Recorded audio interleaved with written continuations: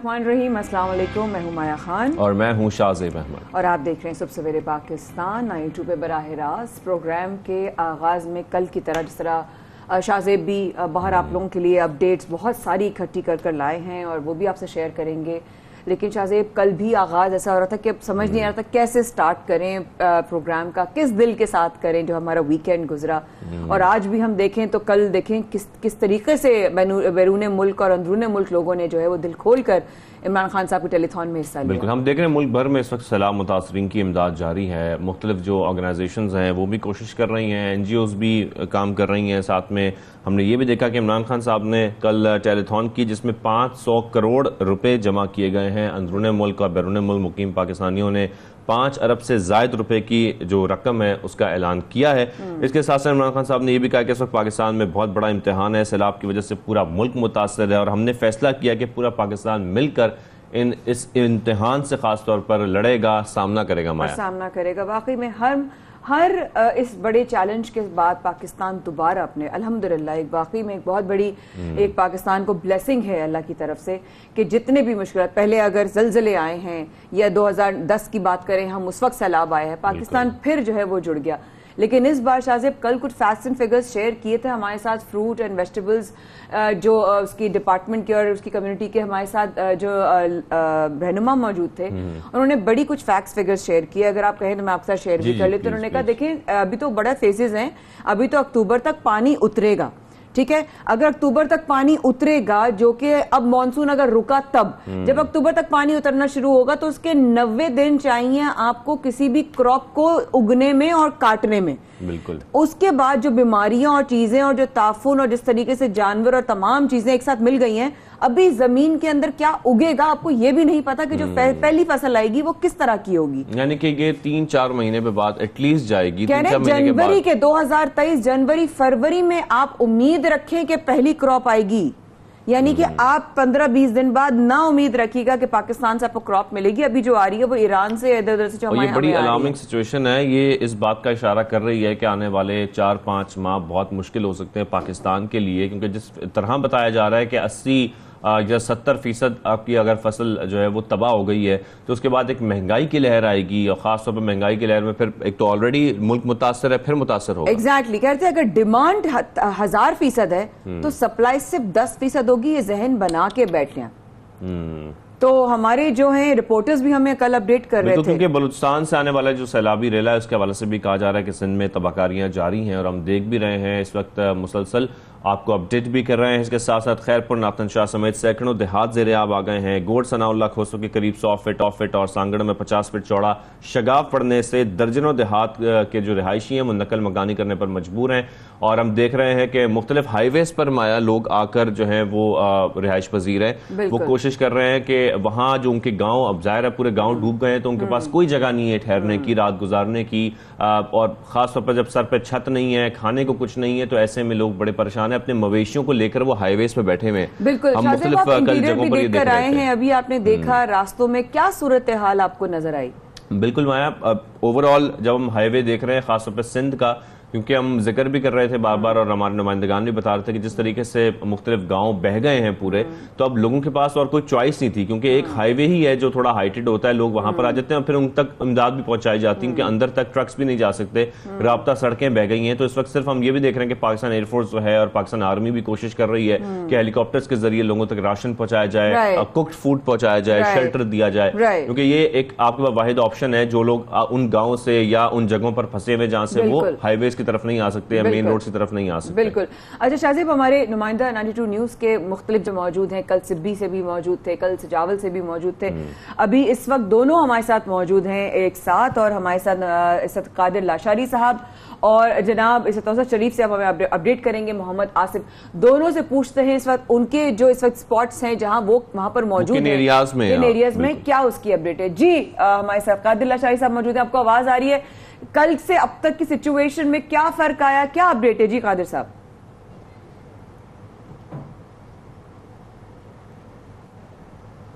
जी माया, दो दिन से हम जो देख रहे हैं सूरत हाल मज़ीद ख़राब होती जा रही है। कल हम सजावल जोनेजो में थे और वहाँ से पता चला कि खैरपुर, नाथन शाह, दादू और जोही जो है वो डूब रही है। ये सिटी जो है तहसील के सिटी हैं, इनके करीब करीब 200 से मज़ीद जो है गाँव हैं। हम वहाँ से मूव हो गए और यहाँ जो सूरत हाल देखी रात से, इन इलाकों के शहरों के लोग जो है वो अपने घर छोड़ के सड़क पर आ गए। इन लोगों को ना ट्रांसपोर्ट मिल रही है, ना इनको कोई रेस्क्यू कर रहा है, ना इनको कोई खाने पीने की चीज़ें मिल रही हैं। बहुत परेशान है रात को। खैरपुर, नाथन शाह, जोही और उसके अलावा जो करीब करीब के गांव हैं, उन लोगों ने रात जाग के गुजारी है और कोशिश कर रहे थे कि वो यहाँ से मूव हो जाए, लेकिन ट्रांसपोर्ट नहीं मिल रही है। ट्रांसपोर्ट का भी यहाँ बड़ा प्रॉब्लम है। लोगों को ना तो रेस्क्यू किया गया है, ना ही ट्रांसपोर्ट की सहूलियत दी जा रही हैं। लोगों के अभी मसाइल जो है वो बढ़ रहे हैं। दिन ब दिन हम जो देख रहे हैं कि उनमें गुस्सा भी नज़र आ रहा है और बेबसी भी नज़र आ रही है कि वो कुछ कर नहीं सकते, ना तो यहाँ से कहीं जा सकते। हमें कुछ ऐसे लोग भी मिले जिनका कहना था कि हमारे पास किराया भी नहीं है। कल खैरपुर में एक बूट पॉलिश करने वाला बंदा मिला, उसके साथ बच्चे थे, उसकी बीवी थी। उनका कहना था कि मैं तो यहाँ से जाना चाहता हूँ, जामशोरो चला जाऊँ, कराची चला जाऊँ, लेकिन मेरे पास किराया नहीं है। 500 जो किराया होता था खैरपुर से जामशोरो तक, अभी वो 2500 ले रहे हैं। जो पब्लिक ट्रांसपोर्ट है उसमें भी जगह नहीं है। जो हाईएस्ट गाड़ी 7000 लेती थी यहाँ से, वो 30,000 मांग रहे हैं। तो ये सूरत हाल है लोगों की, जो दिन ब दिन जो इनके जो तकलीफ़ें हैं वो बढ़ती हुई जा रही हैं। अब हम दादू मोरो ब्रिज जो है, ये सिंधु दरिया के ऊपर ब्रिज बनाई गई है, वहाँ मौजूद हैं और अभी दरिया की बारी है, क्योंकि पहले हम जो रिपोर्ट कर रहे थे बलूचिस्तान से जो पानी आ रहा था, जो पहाड़ी 100 से वो 2500 3000 हो गए हैं। तो वो लोग क्या दूसरे इलाके से आए, उनको नजर नहीं आ रहा इस वक्त क्या हालात हैं? क्या वो इन इलाकों से नहीं है? क्या वो वाकिफ नहीं है अपनी आंखों से देख कर के क्या हालात हैं?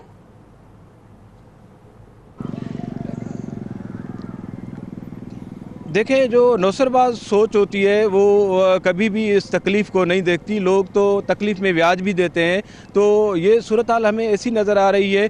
हम जब कल लाड़काना से निकले, इसी बीच में तकरीबन कई 100-150 किलोमीटर है दादू तक, लाड़काना और दादू का सफ़र। यहाँ हमें कोई खाने का कोई होटल नहीं मिला। लोग जो हैं वो हज़ारों लाखों लोग जो हैं वो मुतासर हुए, वो सड़क पर आ गए। तो कोई होटल नहीं था, उनको खाना भी नहीं मिल रहा और सरकार की जानब से और किसी जानब से भी नहीं मिल रहा। लोग खाना अगर कोई ख़रीदने की ताकत भी हो उसको, लेकिन होटलों पे खाना भी नहीं मिल रहा था। हम जब दादू पहुँचे तो वो बता रहे थे कि हम चाय दे सकते हैं, लेकिन कोई खाने की सहूलत यहाँ नहीं है। तो लोग बड़े परेशान हैं। और उसके अलावा यहाँ हमने देखा है कि सांप जो हैं निकले हैं। तकरीबन शहदाद कोट में सांप जो हैं वो हमें ज़्यादा नज़र आए। हर तकरीबन 1 किलोमीटर में हमें सांप नज़र आया। हम देख रहे थे पानी में सांप, सड़क पर सांप। तो उनको उस हवाले से भी परेशान है लोग के बच्चे, बच्चों को तो नहीं संभाले, क्या करें। गाँव में तो वो जो सांप हैं वो निकल कर जो है वो सड़कों पर आ रहे हैं या उससे ज़्यादा खतरा बढ़ गया है।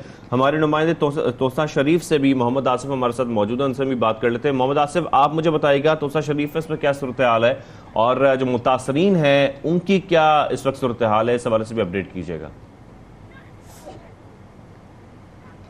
माया, अभी आप बात कर रही थी लोगों की मुश्किलात के हवाले से। लोगों की मुश्किलात के हवाले से बात यह है कि यहाँ पर क़यामत खेज़ मनाज़र देखने को मिले हैं। लोगों के पास खाने के लिए नहीं है। लोग यहाँ पर ख़ास तौर पर रुझान और राजनपुर के मुज़ाफ़ाती इलाकों में ऐसी जगह देखी जहाँ पर लोगों के पास पीने तक का पानी नहीं था। लोग हमें सैलाब ज़दा पानी पीते हुए नज़र आए। उनसे जब हमने गुफ्तगू की तो कहते हैं जी 3 दिनों से बच्चों के पास खाने के लिए पानी नहीं है, खुराक नहीं है उनके पास। उनका तमाम जो सामान था, जो जमा पूंजी थी, वो सैलाब बहाकर ले जा चुका है, जिसकी वजह से वो रोड पर बैठे हुए हैं। खाने के लिए सामान नहीं है और पीने के लिए पानी तक नहीं है।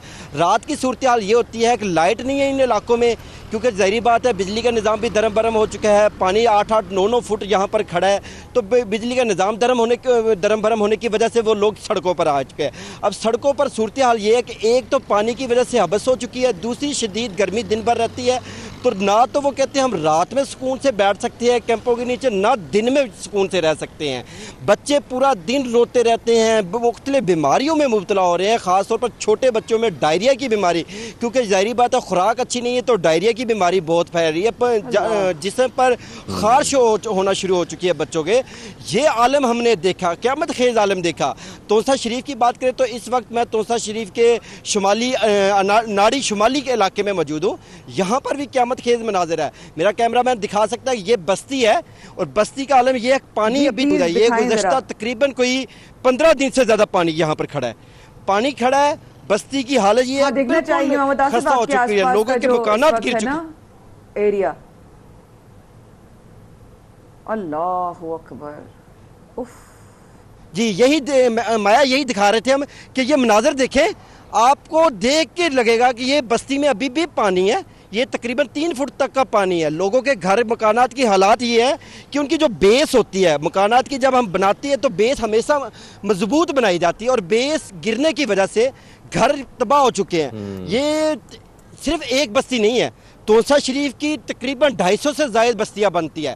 इसी तरह राजनपुर में जाएं, राजनपुर में इसी तरह, रुझान में आगे, फाजलपुर में इसी तरह। अच्छा मोहम्मद आसिफ, मुझे थोड़ा सा ये बताइएगा कि वहां पर ये सारी सूरत हाल तो हम देख रहे हैं, यकीनी तौर पर ये बड़ी अफसोसनाक है और जो उस वक्त मुतासरीन है बड़े परेशान है, लेकिन ऐसे में वहां पर आपको किसी किस्म का कोई रिलीफ ऑपरेशन, कोई रेस्क्यू ऑपरेशन, ये सब कुछ नजर आ रहा है? क्योंकि ये बताया जा रहा है कि नकल मकानी वहां पर की जा रही है लोगों की जानिब से। क्या यहाँ पर कोई लोग भी मौजूद हैं या सब लोग नकल मकानी कर चुके हैं? कोई अभी भी रेस्क्यू ऑपरेशन चल रहा है या रिलीफ ऑपरेशन चल रहा है यहाँ पर? अच्छा शाहजेब, 2 इसमें चीज़ें हैं, एक छोटी सी मैं डिफाइन करना चाहूँगा। ये तोसा जो रोड है मेन, जिसे इंडस हाईवे कहते हैं, इस हाईवे से एक तरफ तो रोदकोइयों का पानी आ रहा है, कोई सुलमान के पहाड़ों से, दूसरी तरफ इसके जो दरिया सिंध है उसका पानी चढ़ता जा रहा है। उसकी सतह जैसे ही बुलंद होती जा रही है तो दोनों सतह से दोनों साइड से लोग नकल मकानी करते हुए नजर आ रहे हैं। रेस्क्यू की हमें देखा कि हर जगह पर रेस्क्यू ज़रूर नजर आई, लेकिन जो डिस्ट्रिक्ट गवर्नमेंट है, जो यहाँ पर जो तहसील गवर्नमेंट है, वो कहीं पर नज़र नहीं आई हमें। ना कहीं पे AC नज़र आए, ना कहीं पे DCs नज़र आए, कहीं पे गवर्नमेंट की जानब से कोई से किस्म के इंतजामात नहीं नज़र आए।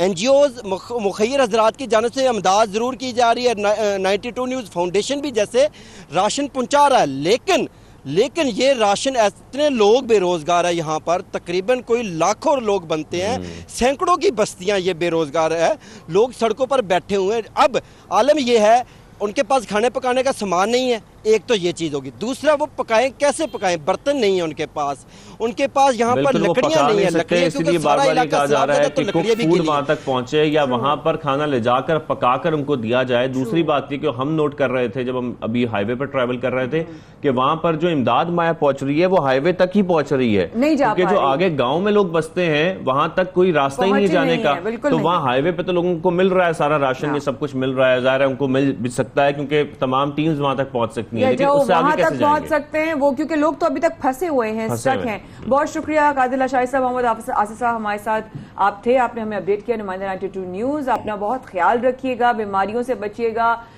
तमाम इस तरह की चीज़ों से बचिएगा, खुदा के वास्ते अपना बहुत ख्याल रखिएगा। आप लोग हमें अपडेट कर रहे हैं और इस वक्त हम लोग कल भी, क्योंकि शाहजेब हमारा बलूचिस्तान या कोयटा से ज़मीनी राब्ता होना एक बहुत बड़ा चैलेंज बना हुआ है इस वक्त, तो हमारे साथ इस वक्त मौजूद पाकिस्तान का बहुत बड़ा, बिल्कुल आप देख रहे हैं कि फनकार बरादरी इस वक्त बड़ी कोशिश कर रही है, अपील भी कर रही है और ये अपनी हम देख रहे हैं कि वो कोशिश पूरी कर रहे हैं, मुख्तलिफ लोगों को साथ मिला रहे हैं कि सैलाब मुतासरीन की मदद की जा सके। सीनियर अदाकार हैं अयूब खोसो साहब और वो भी ये कोशिश कर रहे हैं, उन्होंने बलूचिस्तान में अपने घर में सैलाब मुतासरीन को जगह भी दी और सबसे अपील भी कर रहे हैं कि जहां जहां आप लोगों के घर हैं या आप लोग जिस तरीके से भी मदद कर सकते हैं, और हम खास तौर पर ये बात करते हैं कि मदद करने के लिए जरूरी नहीं कि आपके पास पूरा घर हो या आप लाखों रुपए दें, आप जितनी भी मदद कर सकते हैं। हमने माजी में देखा है सैलाब में किस तरीके से पाकिस्तान मुत्तहिद होकर एक दूसरे की मदद कर रहा था। इस वक्त भी सिंध को, बलूचिस्तान को, सदर्न पंजाब को आप सब लोगों की जरूरत है, तो आप सब लोग आगे बढ़ चढ़कर हिम्मत करें और कोशिश करें तमाम लोगों की मदद करने की। बलूचिस्तान में क्या हालात हैं ये जानने के लिए हमने राब्ता किया मारूफ अदाकार अयूब खोसो साहब से, उनसे हम बात करेंगे। अयूब साहब, आपके इलाके में क्या सूरत हाल है, कैसे हैं आप, खैरियत से हैं, ठीक ठाक हैं? आप ठीक हैं? जी, सबसे पहले तो आपका बहुत बहुत शुक्रिया। जो मेरा इलाका है वो नसीराबाद डिवीज़न में जो हमारा डिस्ट्रिक्ट है सोबतपुर, वहाँ से मेरा ताल्लुक़ है, और फिर डिस्ट्रिक्ट जैकाबाद में जो हमारी तहसील है जैकाबाद की, और ठुल की तहसील है, वहाँ से मेरा ताल्लुक़ है। क्योंकि हमारी जो आबा अजदाद का पेशा है ज़मींदारी का, वो सिंध में भी है और बलूचिस्तान भी है, तो मैं बैक वक्त दोनों इलाकों का रिहायशी हूँ। और हमारा पेशा ज़ाहिर है ज़मींदारी है, और सिर्फ मैं उस पर काश्त नहीं करता, हमारे साथ बहुत सी फैमिलीज़ होती हैं जो कि उसके ऊपर काश्त करती हैं, वो भी अपना रोज़ी कमाती हैं और मैं भी अपना रोज़ी उसी से कमाता हूँ। हमारे पास जब ये कोह सलेमान का पानी आया या फिर बाकी जो दरिया का पानी आया हमारे कैनाल सिस्टम में, तो वो हर तरफ से उसमें हमारे कैनाल सिस्टम में इतनी सकत नहीं थी कि वो सारे पानी को कैरी कर सके। दूसरा जो हमारा जो ड्रेनेज सिस्टम है वो बलूचिस्तान में तो उसका कुछ ना कुछ उसका कोई जाल है बिछा हुआ, लेकिन सिंध में बिल्कुल भी नहीं है, हमारे एरिया में बिल्कुल भी नहीं है। और फिर यहाँ पे ये हुआ कि हमारे जो कुछ लोगों ने अपनी अथॉरिटी के बग़ैर या अपनी अथॉरिटी को वैसे इस्तेमाल करते हुए उन्हें कैनाल्स में भी ब्रीचेस डाले। कुछ कैनाल को पानी ने ब्रीचेस डाले, कुछ कैनाल को उन्होंने ब्रीचेस डाले। इसी तरह से जो सड़कें हमारे यहाँ बिछी हुई थी, सड़कों ने भी काफ़ी पानी को रोका। तो हम तो ब्रिज वगैरह पुल वगैरह नहीं बनाते हैं, हम कोई प्रॉपर सर्वे तो नहीं करते हैं। हम तो जहाँ पे सड़क बिछानी हो हम ये नहीं देखते कि पानी ने कहाँ से गुजरना है, यहाँ से पानी गुजरेगा या क्योंकि 2010 में जो सैलाब आया उससे हमने कुछ सीखा नहीं। हमने दोबारा से जब चीज़ों को बनाया तो हमने दोबारा उसी पुराने पैटर्न पे चीज़ों को हमने रखा। हमने फिर ये आंखें बंद करके हम सो गए, या हमने अपना सर जो है वो रेत में दबा के हम बैठ गए और हमने कहा कि बस दोबारा इस तरह का सैलाब नहीं आएगा या पानी नहीं आएगा या इस तरह की कोई आफत नहीं आएगी। लेकिन ये तो कुदरत की तरफ से था और कुदरत ने हमें एक बार फिर इस आजमाइश में डाला। और इस आजमाइश में, इस बुरे वक्त में हम बहुत सी चीज़ों को देख रहे होते हैं। और ख़ास तौर पे मैं जो हमारे कर्ता धर्ता हैं, जो प्लानिंग्स करते हैं, जो काम को देखते हैं, उनकी तरफ से तो एक जैसे कहते हैं ना कि एक ऐसे ख्वाब खरगोश में वो रहते हैं कि जिसमें बिल्कुल लापरवाही उनकी होती है कि चलो कोई मसला नहीं है, फिर कोई ठेकेदार आ जाएगा, फिर कोई ठेकेदारी सिस्टम में फिर पैसे आ जाएंगे, मरकज़ से आ जाएंगे, बाहर की दुनिया से आ जाएंगे। क्योंकि 2010 के सैलाब में बाहर की दुनिया बड़ी हमारे पास आई, तुर्की हमारे पास आया, ईरान हमारे पास आया, बड़ी दुनिया आई। तो लेकिन हमने जिस तरह से हमारा रवैया था, जिस तरह से हमने काम किया, उन्होंने देख लिया कि हम किस तरह से रहते हैं। सो मेरी जो हमारा पेशा है ख़ास तौर पे नसीराबाद डिवीज़न का बलूचिस्तान में, वो तो टोटली कैनाल पे ही मुनसर है और कैनाल इरीगेटेड है। हम राइस ग्रोवर्स हैं, तो हमारा तो फसल पूरी यानी कि लग चुकी थी, उसके ऊपर पूरी लोगों की इन्वेस्टमेंट जा चुकी थी। यानी वो ये समझ लें कि हल से लेके पानी और फिर बीज और खाद और फर्टिलाइज़र्स और सारी यानी पूरी टोटल हमारी इन्वेस्टमेंट लोगों की उसमें जा चुकी थी और वो पूरा टोटली वो पानी के नीचे आ गया और बर्बाद हो गया। चले उसके बाद फिर जो लोगों के घर थे, ख़ासतौर पे जो ज़मीनों पे काम करते हैं, उनके कोई बड़े बंगले तो है नहीं, उनके कच्चे घर हैं, तो या तो वो ईंटों के गारे के साथ कच्चे घर हैं उनके। माल मवेशी उनका एक वो साथ साथ उनका रहता है, वो उनकी ज़िंदगी में उसका एक एडिशनल एक सिलसिला उनमें रहता है। माल मवेशी उनका दरबदर हुआ, बहुत से लोगों के माल मवेशी मर गए, उनके घर गिर गए। और इसी तरह से जो ज़मींदार थे, ज़मींदारों को बहुत ज़्यादा नुकसान हुआ। मैं अपने घर की बात बताऊं कि मेरे अपने घर जो है ना उसको काफ़ी सारा नुकसान हुआ। सिंध के घर पे मेरी चार दीवारी सारी गिर गई और उसके कमरे एक दो गिर गए। इसी बलूचिस्तान में जो सिलसिला था हमारा वो सारा बैठ गया। तो मैं अपनी बात तो नहीं करूँगा, लेकिन मैं आम लोगों की बात करूँगा जिनका सारे रोज़ी रिस्क का सिलसिला यही था। अब उसको कैसे ठीक किया जाए, अब ये हुकूमत के प्लान्स होते हैं कि हुकूमत बैठ के पूरा एक एजेंडा देती है, पूरा एक प्रोग्राम देती है कि अब हमने इस चीज़ को अगर रिहेबिलिटेट करना है, आप अपने कैनाल सिस्टम को ठीक करें। अगर आप में ये सकत नहीं है, आपके इंजीनियर्स में, आपके उनमें अगर ये सकत नहीं है, तो बाहर की दुनिया को बुलवाएं, बाहर की दुनिया को इनवाइट करें कि वो आए और आपके कैनाल सिस्टम को ऐसा करें कि अगर 11 लाख 12 लाख 13 लाख क्यूसेक भी पानी अगर गुड्डू से निकल रहा हो या सखर बैराज से निकल रहा हो तो वो खैर और आफियत के साथ वहाँ से गुजर जाए। लेकिन जब वो 7-8 लाख पे आता है तो जाहिर है वो पूरे उसके जो ब्रिजेस दिया है ना, उसके हवाले से भी सवाल करते हैं। अयूब भाई, आपने अपना घर भी जो है वो लोगों के लिए खोल दिया, शेल्टर दिया, उसके बारे में थोड़ा सा शेयर कर सकते हैं? क्योंकि हमें जब खबर मिली तो वाकई में बहुत खुशी हुई कि यार चलो ख्याल किया कि आपने अपने घर के दरवाजे यानी कि दिल के दरवाजे खोल दिए। बिल्कुल। अच्छा, आपने लफ्ज़ शेल्टर का इस्तेमाल किया। शेल्टर तो मैं नहीं कहूँगा, ज़ाहिर है हमारी फैमिलीज़ हैं जो हर तरफ सिंध में भी हैं, बलूचिस्तान में भी हैं। तो जब एक मुसीबत आ जाती है तो फिर हम ज़ाहिर है एक दूसरे को याद करते हैं। तो मेरे पास कुछ फैमिलीज़ आ गई थी यहाँ पे कोयटा में, जो एकदम से वहाँ से निकली, क्योंकि उन्होंने पहले अपनी ज़मींदारी को बचाने की कोशिश की। फिर जब ज़मींदारी नहीं बची तो फिर उन्होंने अपने गाँव को, अपने घरों को बचाने की कोशिश की। फिर जब वो भी नहीं बचे तो फिर वो सारे बेचारे एकदम से कोयटा, क्योंकि करीब है हमारे जो इलाका है वो तकरीबन अराउंड को 300 किलोमीटर के करीब का है। तो वो फिर कोयटा उनको करीब पड़ता है, तो वो कोयटा की तरफ भागे। तो वो ज़ाहिर है वो फिर मुख्तलिफ हमारे यहाँ पे जो कोयटा में फैमिलीज़ हैं तो वो फैमिलीज़ की तरफ चली जाए। तो मेरे पास वो आ गए थे, वो 2-4 दिन मेरे पास मेहमान रहे। उसके बाद फिर ज़ाहिर है वो यहाँ पे कोयटा में जो करीब करीब के इलाके हैं जहाँ से पानी उतर चुका है वहाँ पे भी उनकी फैमिलीज़ हैं, घर हैं, और फिर वो वहाँ पे बिल्कुल बिल्कुल। इसके साथ अयूब साहब, सैलाब ने तबाही मचाई है, वो तबाही हम देख रहे हैं बलूचिस्तान में, सिंध में खुराक की किल्लत का सामना हो रहा है। आपके ख्याल में फौरी तौर पर इस वक्त किस चीज़ की ज़रूरत है खासतौर पर सैलाब मुतासरीन को? देखिए, मैं तो फौरी तौर पे ये कहूँगा कि आप लोगों को डिस्प्लेस होने से बचाएं। वो जहाँ जहाँ पे रह रहे थे आप कोशिश करें कि, अगर मैं मैदानी इलाके की बात करता हूँ यानी नसीराबाद डिवीज़न की बात करता हूँ या लसवेला की मैं बात करता हूँ या झलमक्सी की मैं बात करता हूँ, जो मैदानी इलाके हैं, पहाड़ी इलाकों से तो पानी उतर जाता है, रेगिस्तानी इलाके से पानी निकल जाता है, वहाँ पे जो सैलाब की तबाहकारियाँ हो जाती हैं, लोगों के घर, लोगों के माल मवेशी वो डिस्प्लेस हो जाते हैं या वो मर जाते हैं, तो वो तो फौरी तौर पे आप उनके घरों को दोबारा से बना सकते हैं। लेकिन जो मैदानी इलाके हैं वहाँ से सबसे बड़ा इशू इस वक्त जो है वो ये है कि आप पानी को वहाँ से निकालें, पानी को ड्रेन करें। सबसे पहले तो ये है कि आप लोगों को रिहेबिलिटेट करें, उनको अगर किसी ऊंचाई पे कहीं पे लेकर जाएं, जहाँ पे अगर कोई थोड़ी सी ऊंची जगह है वहाँ पे उनको लेकर जाएं, क्योंकि इस वक्त वो सड़कों पे पड़े हुए हैं और आपकी टीमें भी वहाँ पे गई, उन्होंने भी सारा कुछ वो देखा होगा, तो वो सड़कों पे है और हर तरफ सड़क भी नहीं है, कहीं कहीं तो बेचारे सड़कों को पहुँच भी नहीं सके। तो सबसे पहले ये है कि आप उनको रिहेबिलिटेट करें। ज़ाहिर है खुराक तो इंसान की बेसिक नेसेसिटी है, खुराक तो बेसिक ज़रूरत है, लेकिन खुराक कौन सी देनी है, ऐसी खुराक ना दें आप उसको कि जिसको उसको पकाने के लिए मुश्किल पड़ जाए कि अब ये खुराक सी बात हो गई मेरे पास, लेकिन मैं इसको बनाऊंगा कैसे, पकाऊंगा कैसे, क्योंकि वहाँ पे लोग लकड़ियाँ ज़्यादातर जलाते हैं। हमारे पास गैस सिस्टम कहीं कहीं मौजूद है, लेकिन कोयटा जैसे बड़े शहर में आज 5वां-6वां दिन है गैस नहीं है, तो फिर छोटे छोटे गाँव देहातों को कौन पूछता है यहाँ पर। सो बहरहाल वो सबसे बेसिक ये है कि आप उनको पानी, क्योंकि पानी का प्रॉब्लम है, पानी नहीं है उनके पास, पानी दे दें, बच्चे हैं, बच्चों के लिए दूध आप दे दें, खुश्क अगर आप कोई खुराक उन तक पहुंचा दें तो ताकि वो 2-4 दिन 5 दिन जो भी है, जितना देर वो पानी वहाँ से उतरता है, लकड़ियाँ वगैरह खुश्क हो जाती हैं, तो फिर आप 1 हफ्ता 10 दिन के बाद आप उन तक कीजिए। तो बेसिक ज़रूरत जो है वो उनको रिहेबिलिटेट करना, उनको टेंट या उनको शेल्टर फराहम करना, क्योंकि मौसम वहाँ पर गर्म है। कोयटा और ये इलाके जो ऊपर के इलाके पहाड़ी ये ठंडा है, लेकिन हमारे उस तरफ का इलाका गर्म है काफ़ी, या लसबेला का इलाका, झलमक्सी का इलाका, ये गर्म इलाके हैं। तो आप उनको वो शेल्टर दें जिसके अंदर वो बैठ के ज़रा ठंडक महसूस करें। आप प्लास्टिक की शीट्स वाले टेंट उनको ना दें जो कि ओवन की तरह वहाँ पे रहती हैं और उसके अंदर कोई बैठ नहीं सकता।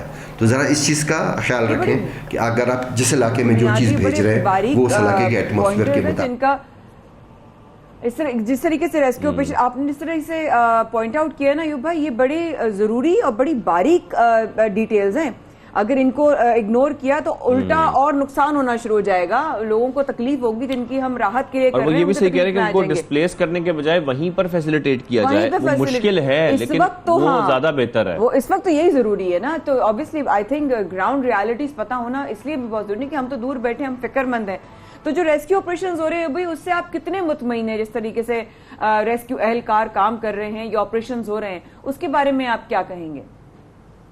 देखिए, जो रेस्क्यू ऑपरेशन है अगर एक हद तक आप पूछें तो मैं कहूँगा हाँ ठीक है, एक रेस्क्यू ऑपरेशन हो, ज़ाहिर एक एडमिनिस्ट्रेशन है, ज़ाहिर लोग हैं, उनकी रिस्पॉन्सिबिलिटीज़ हैं और ये वो वक्त है कि वो अपनी रिस्पॉन्सिबिलिटीज़ को समझें। तो मैं तो ये कहूँगा कि हाँ एक हद तक वो काम कर रहे हैं, लेकिन अगर आप कहें कि आप मुतमईन हैं तो मैं मुतमईन नहीं हूँ। बात यह है कि हर जगह पे वो आपके लोग पहुँच भी नहीं सकते हैं। अभी अगर मैं ये कहूँ कि अभी इस वक्त भी जो मेरे आपसे बात हो रही है, मुझे नहीं मालूम कि आज दिन में या रात में अगर रास्ता बोलान का खुल गया हो तो खुल गया हो, लेकिन अभी तक बोलान का रास्ता बंद है। यानी अगर आप इस तरफ से कोयटा से सखर की तरफ जाना चाहें तो रास्ता आपको नहीं मिलेगा। हाँ, ये कराची की तरफ, लसबेला की तरफ छोटी गाड़ियों के लिए, बल्कि बड़ी गाड़ियों के लिए भी रास्ता खुल गया। तो आपके पास सबसे पहला तो ये है कि जहाँ जहाँ आप पहुँच सकें, क्योंकि बलूचिस्तान को अगर आप ये देखें, उसकी पूरी उसको डायनामिक्स को अगर आप समझें तो पहाड़ी इलाके हैं, लोग बहुत दूर दराज हर कोई सड़क के करीब नहीं रहता। ये जहन में रखें कि ये पंजाब नहीं है या सिंध नहीं है जो हर तरफ सड़कें हैं। अयूब साहब, आपने बहुत डिटेल में हमें ये एटलीस्ट समझाया है कि क्योंकि वहाँ की ज़रूरियात अलग हैं, हम दूर बैठकर वो सब चीज़ नहीं सोच सकते, जो वहाँ के मकामी लोग हैं वो सोच सकते हैं, वो देख रहे हैं कि इस वक्त यहाँ पे ज़रूरत क्या है, ये बड़े इंपॉर्टेंट पॉइंट्स हैं। तो वहाँ पर उनको फैसिलिटेट करें। गैस उनके पास नहीं है, खाना वो नहीं पका सकते, उनको कुक फूड की ज़रूरत है, यानी कि उनको आप पका पकाया खाना दें, ऐसी चीज़ें दें जो कि उनको पकाने की ज़रूरत ना पड़े। इसके अलावा और कोई ऑप्शन नहीं है। थके हुए हैं, उनके पास एनर्जी बिल्कुल भी नहीं है, इस वक्त उनको खुराक की जरूरत है, कम से कम उनके अंदर ताकत आए। तो अयूब भाई बस ये बता दीजिएगा कि सैलाब की जो मुतासरीन है उनकी मदद, इस तरह शाहजेपुर में भी यही सवाल कर रहे थे कि अगर उनकी मदद करनी हो किस तरीके से कर सकते हैं हम, किस तरह आपका साथ किस तरह दिया जाए? देखिए, बहुत से NGOs हैं, बहुत से एसोसिएशंस हैं, बहुत से इदारे हैं जो कि बहुत अच्छा काम कर रहे हैं। हमने जो हम बलूचिस्तान के या क्वेटा के जो हम आर्टिस्ट हैं, हमने जब ज़लज़ला आया था कश्मीर में तब भी हमने बहुत ज़्यादा काम किया था। उस ज़माने में रेलवे के मिनिस्टर थे शेख रशीद साहब, उनसे मैंने रिक्वेस्ट की थी कि मुझे आप एक ट्रेन दे दें सर। मैंने यहाँ से बहुत से लोगों ने बहुत सारा सामान जमा किया हुआ था, तो हमने कहा कि हम ये लेके जाना चाह रहे हैं वहाँ तक, क्योंकि उस ज़माने में ये ट्रक्स वालों ने इन्होंने बहुत ज़्यादा किराया बढ़ा दिए थे। तो उसने मुझे मना कर दिया कि जी हमारे पास कोई ट्रेन नहीं है। तो गवर्नर थे यहाँ पे ओवैस गनी साहब, फिर हम उनके पास चले गए, हमने उनको रिक्वेस्ट की तो उन्होंने हमें पूरी एक ट्रेन दी। तो हमने यहाँ से लेके क्वेटा से लेके पिंडी तक हमने 6 दिन में 7 दिन में हमने वो सफ़र किया रमज़ान शरीफ में, क्योंकि हम हर स्टेशन पे रुकते थे, हम हर शहर पे रुकते थे, पूरी हमारी टीम हम उतरते थे। हम तो बाकायदा झोली फैलाने वाली हमारी एक मुहिम थी कि हम हर एक के पास जाते थे। तो हमें लोगों ने यहाँ से लेके हमारा लास्ट जब हम स्टेशन रुके तो वो दीना पे हम रुके थे, तो दीना पे भी हमें बहुत सारा हमें सामान दिया गया था। तो हर स्टेशन पे हर जगह पे तो हम जाके फिर पिंडी रुके, पिंडी के बाद फिर हम बाग चले गए, ईद हमने वहाँ पे गुजारी। इसी तरह से 2010 का सैलाब आया, उसमें मैंने और मेरे बहुत अच्छे दोस्त हैं कैसर खान निज़ामानी, हमने वहाँ पे कराची में बहुत सारा काम किया। लेकिन चूँकि फिर वो जैकबाद और उसका वो रास्ता कटा हुआ था, तो तब मुझे एयरफोर्स ने जो है पूरा एक C-130 मुझे जहाज़ दिया, जिसमें मैंने बहुत सारा सामान ला के फिर मैं जैकबाद शहबाज एयरबेस पे लेकर आया था। फिर वहाँ से हेलीस के ज़रिए भी आर्मी ने बहुत सी डिस्ट्रीब्यूशन की थी। ज़ाहिर है आर्मी का तो बड़ा एक सेटअप है, तो हमारे भी एक छोटा सा वो आटे में नमक के बराबर एक कुछ चीज़ें थी, हमने वो सर से काम किया। इसी तरह जब आवारान में, जब नाल में, खुजदार में जब सैलाब आया तब भी हम दोस्तों ने बहुत ज़्यादा सारा काम किया। फिर हमने बाद में सोचा कि हम एक प्रॉपर अगर हम एक एसोसिएशन को रजिस्टर कराएं, जिसमें बलूचिस्तान के हमारे बहुत बड़े बड़े नामवर आर्टिस्ट हैं, करम दोस्त साहब हैं, अब्दुल मुराद साहब हैं, बहुत सारे दोस्त हैं जो इसमें काम कर रहे हैं, अब्बास काकड़ साहब हैं, अब्दुल्ला बादिनी साहब हैं, बहुत सारे दोस्त। हम इस एसोसिएशन को लेके हम आगे बढ़े हैं, जिसका गुर्ग वेलफेयर एसोसिएशन के नाम से है। हमारा ये था कि हम इन्वायरमेंट पे काम करें, हमारा ये था कि हम वाइल्ड लाइफ की प्रोटेक्शन पे काम करें, हमारा ये है कि हम सी लाइफ की प्रोटेक्शन पे काम करें, हम आर्ट और उसके कल्चर के ऊपर काम करें, और हम अपनी जो बलूचिस्तान की टूरिज़्म है हम इसके ऊपर काम, न सिर्फ बलूचिस्तान की टूरिज़्म बल्कि हम सिंध की टूरिज़्म पे और कल्चर पे भी काम करें, क्योंकि हमारी जो एसोसिएशन है वो सिर्फ महदूद नहीं है बलूचिस्तान तक बल्कि पूरे पाकिस्तान तक है। तो हमारा फोकस ये था कि हम बलूचिस्तान और सिंध, चूँकि हमारे करीब करीब हमारे बहुत से कल्चर्स आपस में मिलते हैं, इसी तरह से जो हमारा, और आपने वक्त निकाला आने के बाद, आपसे इन हालात में बात होगी, वाकई में दुख हो रहा है, लेकिन बहुत सारी दुआएं हैं। सर शाहजेब ने भी कहा और मैं भी, और जो भी इस वक्त देख रहा है वो ये कि इस तरीके से आपने अपने घर के, दिल के और अपनी नेकियों के लिए जिस तरह आपने अपने दर्जात में और इजाफा कर रहे हैं ना, आपके लिए अल्लाह ताला और आसानियाँ करे। इस मुल्क, हमारी ज़मीन, हमारी सरजमीन पाकिस्तान को इस चैलेंज से निकाले। शाहजेब और माया कर रहे हैं आपका इंतज़ार, please do stay with us.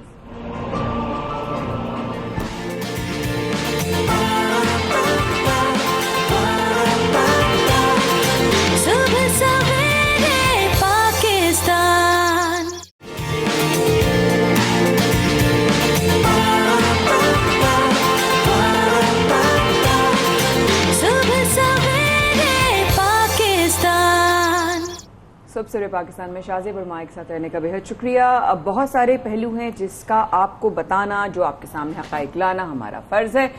Shahzeb, अगर ये बात कही जाए कि पहले मैं ना while you were doing outdoor yesterday, मैं ये सोची थी मैं कल शाहजेब से मैं एक सवाल करूंगी। हम रोज बात करते थे, याद है, महंगाई की, पेट्रोल प्राइसेस की, बिजली के।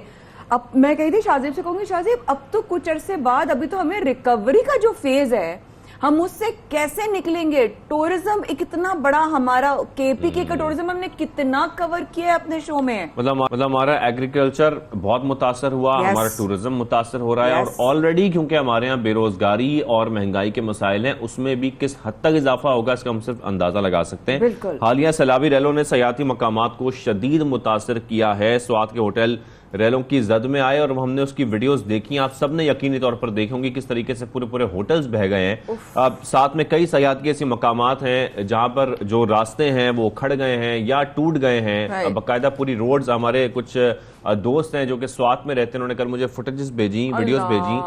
फरमान भाई उनका नाम है। उसमें मैं देख रहा था कि बाकायदा पूरी पूरी रोड्स बह चुकी हैं, टूट गई हैं और रास्ता नहीं बचा है लोगों के ट्रैवल करने का, आने जाने का।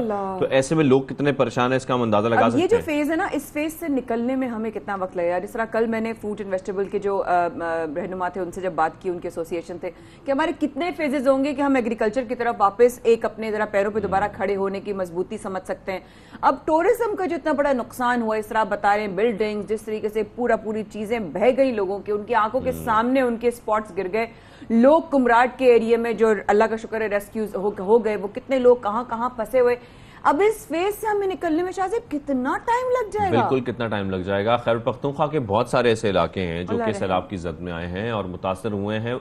इस पूरे, अब जब हम सिनेरियो को देख रहे हैं तो उसमें हम बहुत सारी चीजें सोच रहे हैं। अभी तो खैर रिलीफ और फ्लड में हम देख रहे हैं जिस तरह लोग मुतासर हुए हैं उनको रेस्क्यू करना बहुत जरूरी है, उन तक खाना पहुंचाना, शेल्टर देना, सब कुछ बहुत इंपॉर्टेंट है। लेकिन सयाहती मकामात जो मुतासर हुए हैं, क्योंकि उससे पाकिस्तान का रेवेन्यू जनरेट होता है, पाकिस्तान को फायदा पहुंचता है, वो कब तक बहाल होगा, इस पर भी हम बात करना चाह रहे हैं। और हमने राब्ता किया DG culture and tourism authority खैर पख्तूनख्वा आबिद खान वजीर साहब से, उनसे हम ये समझने की कोशिश करेंगे। आबिद साहब को खुशामदीद कहेंगे सबसे पहले पाकिस्तान में। बहुत शुक्रिया सर। सर, हालिया बारिशें और सैलाब की जो सूरत हमने देखी है खासतौर पर खैर पख्तूनख्वा में, तो जो खासतौर पर सयाहती मकामात हैं वो काफी मुतासर हुए हैं इससे। इनमें कौन कौन से मकामात शामिल हैं जो मुकम्मल तबाह हो गए हैं या मुतासर हुए हैं? जी बहुत बहुत शुक्रिया 92 न्यूज़ का। आपके चैनल के तवसुत से मैं आवाम के साथ खैबर पख्तूनख्वा में स्पेशली जो सियाहती मकामात है वहाँ पे जो सैलाब की तबाहकारियाँ हैं उस हवाले से थोड़ी डिटेल्स शेयर करता हूँ। हमारे जो सियाहती मकामात हैं स्पेशली जो हमारे नॉर्दर्न एरियाज़ हैं वहाँ पे काफ़ी तबाही मची है। अपर दीर, स्वात और चतराल के जो अजला हैं वो काफ़ी मुतासर हुए हैं।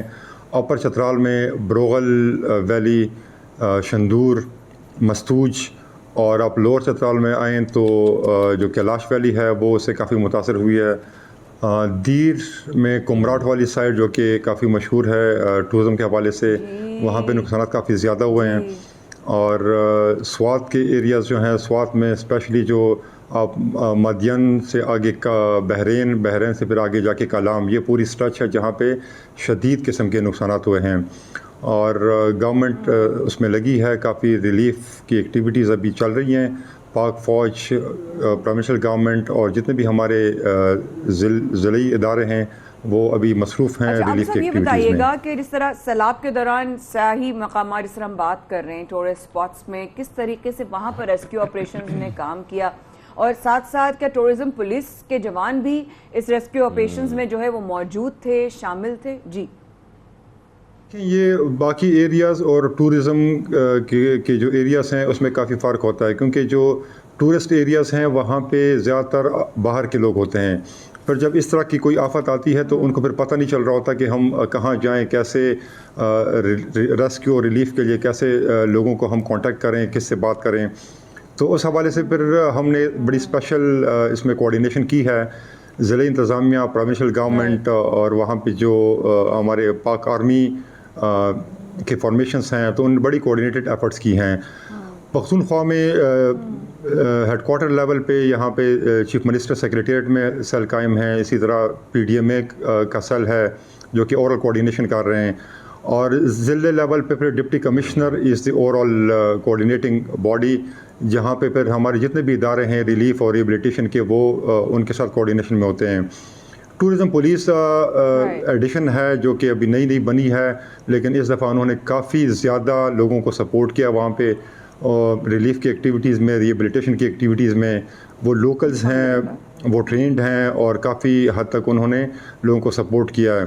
और इस दफ़ा हमने उनकी को बाकायदा डायरेक्शंस जारी की थी रिटन में, और उनको हमने उनकी छुट्टियां ख़त्म की हैं कि जब तक ये सैलाब की एक्टिविटीज़ ख़त्म नहीं होती तब तक उनकी छुट्टियां भी बंद हैं और वो इंशाल्लाह इसी तरह लोगों की खिदमत मैं करते आबिद रहेंगे। साहब इसी तरफ आ रहा था कि टूरिज्म पुलिस की जब आप बात कर रहे हैं तो क्या वो अपने मतलब खुद से चाह रहे थे कि वो हेल्प करें लोगों की, या फिर आप लोगों ने बाकायदा तौर पर उनको हिदायत जारी की थी कि आप लोगों ने मदद करनी है और जिस तरह भी फैसिलिटेट करना है वो करना है वहां तमाम लोगों को?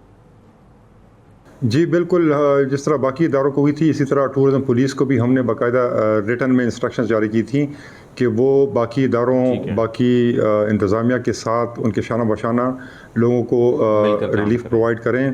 और अल्लाह का शुक्र है कि टूरिज़म पुलिस इमदाद पहुंचाने में, लोगों को रिलीफ पहुंचाने में किसी से कम नहीं रही और हमें उम्मीद है कि इंशाल्लाह इसी तरह ये आगे भी जाके लोगों को काफी रिलीफ देंगे। सियाही मकामात की हम बात कर रहे हैं, उसमें जो स्टक लोग थे, आप कुमराट की बात कर रहे हैं, मैं कुमराट गई हूँ, हम लोग गए हैं इन सारे इलाकों में, अब वो उनका क्या हाल होगा? वो दिल में एक आवाज उठ रही है, क्या पता नहीं हाल होगा, अब नेक्स्ट जाएंगे तो कब तक उसके जो है वो, अभी तो ऑब्वियसली टूरिज्म स्पॉट्स बन रहे थे, तो उन जगहों पे जहां पर लोग फंसे हुए थे उनसे राब्ता इमरजेंसी में किस तरीके से वो सारा चीजें जो है वो अमल में आई? जी देखिए, टूरिज़म अथॉरिटी की जो अपनी फॉर्मेशन है वो राब्ते की बुनियाद पे है कि जो टूरिस्ट जाते हैं उनके लिए हमने एक स्पेशल यहाँ पे एक सेल बनाया हुआ है जिससे वो रब्ता कर सकते हैं। टोल फ्री नंबर भी है 1422 1422, उसके थ्रू सियाह सारा साल हमारे साथ राब्ते में रहते हैं। फ्लड्स के दिनों में भी हमने देखा कि लोगों ने बहुत ज़्यादा इस पे हमारे साथ कोऑर्डिनेशन रखी और काफ़ी हमने फिर कोऑर्डिनेट किया बाकी इदारों के साथ। वहाँ पे अगर कहीं पर रेस्क्यू 1122 की ज़रूरत थी तो हमने उनके साथ कोऑर्डिनेशन की। जहाँ पे ज़रिए इंतज़ाम की ज़रूरत थी, जहाँ पे हेली सर्विस की ज़रूरत थी, हमने पाक आर्मी के साथ उसमें कोऑर्डिनेशन रखी। तो राब्ता तो बड़ा इस दफ़ा बड़ा स्ट्रॉन्ग रहा है और टूरिज़म पुलिस को फिर हम गाहे बगाहे वहाँ पे भेजते रहे हैं और जितनी हमारी स्ट्रेंथ है टूरिज़म पुलिस की इन एरियाज़ में जो टूरिस्ट एरियाज़ हैं वहाँ पे हमने इनको ऐसे एरियाज़ में भेजा है, इनको कंसोलिडेट किया है जहाँ पे सैलाब ने ज़्यादा नुकसान किया है या जहाँ पे आबादी को इनकी बहुत ज़्यादा ज़रूरत थी। तो जो हमारे पास अभी लॉग्ड डाटा है, काफ़ी हद तक लोगों ने 1422 पे कॉल्स की हैं जो इसकी मिसाल है कि लोग इस पे काफ़ी ट्रस्ट करते हैं। इसके साथ साथ आबिद खान वजीर साहब, मैं आपसे एक बात और जानना चाहता हूं। अभी भी मैं देख रहा हूं बहुत सारे लोग हमारे आसपास भी होते हैं और अभी भी मुसलसल ट्रैवल कर रहे हैं, घूमने फिरने जा रहे हैं, मुख्तलिफ सयाहती मकामात पर जा रहे हैं। आप उनको रोकना ज़रूरी है क्योंकि इस वक्त जो मुख्तलिफ इलाकों के हालात हैं आपको नहीं पता होता किस जगह पर आप फंस जाएं या किस जगह आपको जो है वो प्रॉब्लम आ जाए किसी किस्म की। तो ऐसे में आप क्या कहना चाहते हैं खास तौर पर, या कौन कौन से ऐसे सयाहती मकामात हैं जहां का रुख इस वक्त नहीं करना चाहिए? नहीं करना चाहिए। Very good question. देखिए, सोशल मीडिया पे, मेन स्ट्रीम मीडिया पे और हमारे जो बाकी टूरिज़म अथॉरिटी के पेजेस हैं उन पे हम डेली की अपडेट्स घंटों के हिसाब से लोगों से शेयर कर रहे हैं। जहाँ जहाँ पे रोड्स बंद हैं, जहाँ जहाँ पे रोड्स ओपन हो रही हैं और जहाँ पे ज़्यादा लैंडस्लाइड्स का या सैलाब का नुकसान होने का अंदेशा है वहाँ पे हम लोगों को बता रहे हैं। और आपके चैनल के तवसुत से भी मैं जो डाउन स्ट्रीम से हमारे डाउन कंट्री से लोग आ रहे हैं, जो सियाह आ रहे हैं, उनका भी बताता चलूँ कि आजकल बिल्कुल इन इलाकों का रुख ना करें। लैंडस्लाइडिंग का भी ज़्यादा ख़तरा है, सैलाब अभी पानी कम नहीं हुआ और जो वहाँ पे लोकल लोग हैं उनको बड़ी मुश्किलात आ रही हैं, तो जो टूरिस्ट जा रहे हैं उनको तो उससे भी ज़्यादा आ रही हैं। तो मेहरबानी करें और इन दिनों में इन इलाकों का सफ़र करना जो है वो इनके लिए बेहतर नहीं है। ठीक है, बिल्कुल इस वक्त का बिल्कुल अवॉइड करना चाहिए इस वक्त जाना मुख्तलिफ इलाकों में। Thank you very much Abid Khan वजीर साहब, आपने हमें मुख्तलिफ इस वक्त जो डिटेल्स हैं वो भी बताई खास तौर पर, और इस वक्त क्या सूरत हाल है, किस तरीके से वहाँ पर लोगों की मदद की जा रही है, इस हवाले से भी अपडेट किया। Thank you very much sir. इसके साथ साथ हम क्योंकि ये जिक्र कर रहे हैं बार बार के सैलाब के बायस नकल हमल और अशिया की तरसील बुरी तरह मुतासर हो रही है, कोई ऐसा शोबा नहीं है माया जो इन हालात से महफूज हो या जिनके हालात ख़राब नहीं हुए हों। खासतौर पर मुल्क की मईशत जो पहले ही बड़े मुश्किल दौर से गुजर रही थी, और हम देख रहे हैं कि आगे कुछ मजीद मुश्किलात खड़ी हैं इस महंगाई के दौर में जो इस सैलाब की सूरत में सामने आई हैं, तो अब क्या सोचा जा सकता है इसके बाद? सोचा यही जा सकता है कि जो हो रहा है कुदरती आफात ये अल्लाह पाक की तरफ से हैं, इसमें हम कुछ नहीं कर सकते, लेकिन जो हम कर सकते हैं वहाँ हमारा किरदार है। जहाँ हम डोनेटेड टेंट्स की जो ऑलरेडी लोगों ने मदद के लिए भेजे हैं उनको हम बेचना शुरू कर दें। जहां हम किराए ना लेने वाली सिचुएशन होनी चाहिए और सवाब कमाना चाहिए, वहां पर किराए हम दुगने तिगने कर दें, ठीक है। जहां हम लोगों की मदद कर सकते हैं वहां पर हम अपना फायदा देखना शुरू कर दें। यही वाकई में अभी मैंने वकार ज़का की भी एक वीडियो देखी, उसने कहा ऐसी क्या मुसीबत आ जाती है जब आप रमजान जैसे महीनों में या जब कोई इस तरह की क्लैमिटी आती है, आप चीजों की कीमतें आसमान से बातें करना शुरू हो जाती है। परेशानियां बढ़ती जा रही हैं, मुल्क के मौजूदा हालात के कैसी मुआशी सूरत-ए-हाल पर असरअंदाज होंगे, वो किस तरीके से होंगे, इसी पर बात करने के लिए माहिर मुआशिया डॉक्टर शुजात उमर साहब हमारे साथ मौजूद। डॉक्टर साहब अस्सलाम वालेकुम। डॉक्टर साहब, जो सूरत-ए-हाल इस वक्त बन रही है खासतौर पर मईशत की, इस हवाले से जरूर बताइएगा कि महंगाई मजीद बढ़ेगी, जो हम मुख्तलिफ सेक्टर्स देख रहे हैं बहुत मुतासर हो गए इस सैलाब के बाद। जी वालेकुम अस्सलाम। बिल्कुल, इसमें मैं आपको बताता चलूं कि किस तरह से महंगाई बढ़ सकती है और कौन कौन सी ऐसी अशिया हैं जो कि जिनकी प्राइसेस में आगे जाके बढ़ने का खदशा है। तो मैं एक आपको ये बताता चलूं कि जो सैलाब की तबाहकारी है उन्होंने पाकिस्तान की इकोनॉमी को 3 एस्पेक्ट से इसको इफेक्ट किया है। पहला है इंफ्रास्ट्रक्चर, दूसरा हमारी एग्रीकल्चर प्रोडक्ट्स और तीसरा है डिस्प्लेसमेंट। इंफ्रास्ट्रक्चर के अंदर इस वक्त पाकिस्तान में शायद 1990s के बाद जो इंफ्रास्ट्रक्चर की जो तबाही हुई है वो रिकॉर्ड लेवल पे है, यानी कि शायद पिछले 20 सालों में इस तरह की इंफ्रास्ट्रक्चर डिटोरेशन सैलाब की वजह से या किसी कुदरती आफत की वजह से हमने नहीं देखी। और आपको पहले ही पता है कि हमारा इंफ्रास्ट्रक्चर कैसा था। तो इसकी वजह से हमारी जो कॉस्ट ऑफ ट्रांसपोर्टेशन है, एक ट्रक जो कि अगर लाहौर से कराची आ रहा है उसको हमें एक्सपोर्ट पे लेके जाना है, तो वो अगर 2 दिन में पहुंचता था तो अब वो 10 दिन में पहुंच रहा है। उसकी ट्रांसपोर्टेशन कॉस्ट, उसकी पेट्रोलियम कॉस्ट, उसकी स्टोरेज की कॉस्ट बढ़ गई है। इसी तरह से हमारे डिफरेंट वेयर हाउसेज होते हैं जो कि अक्रॉस द रोड, जो नेशनल हाईवेज के ऊपर या डिफरेंट जगहों पे वेयर हाउसेज होते हैं, वहाँ पे आप इन ट्रांजिट चीज़ों को भी स्टोर करते हैं और जो लोकल अशिया होती है वहाँ पे भी स्टोर कर रहे होते हैं। वो वेयर हाउसेज स्पेशली सिंध के अंदर तकरीबन 70% मुतासर हुए हैं और पूरे पाकिस्तान में कहा यह जा रहा है कि 57% जो वेयर हाउसेज थे वो समहाउ डायरेक्टली इनडायरेक्टली मुतासर हुए। उससे भी आपकी ट्रांसपोर्टेशन और स्टोरेज की कॉस्ट भी बढ़ जाएगी।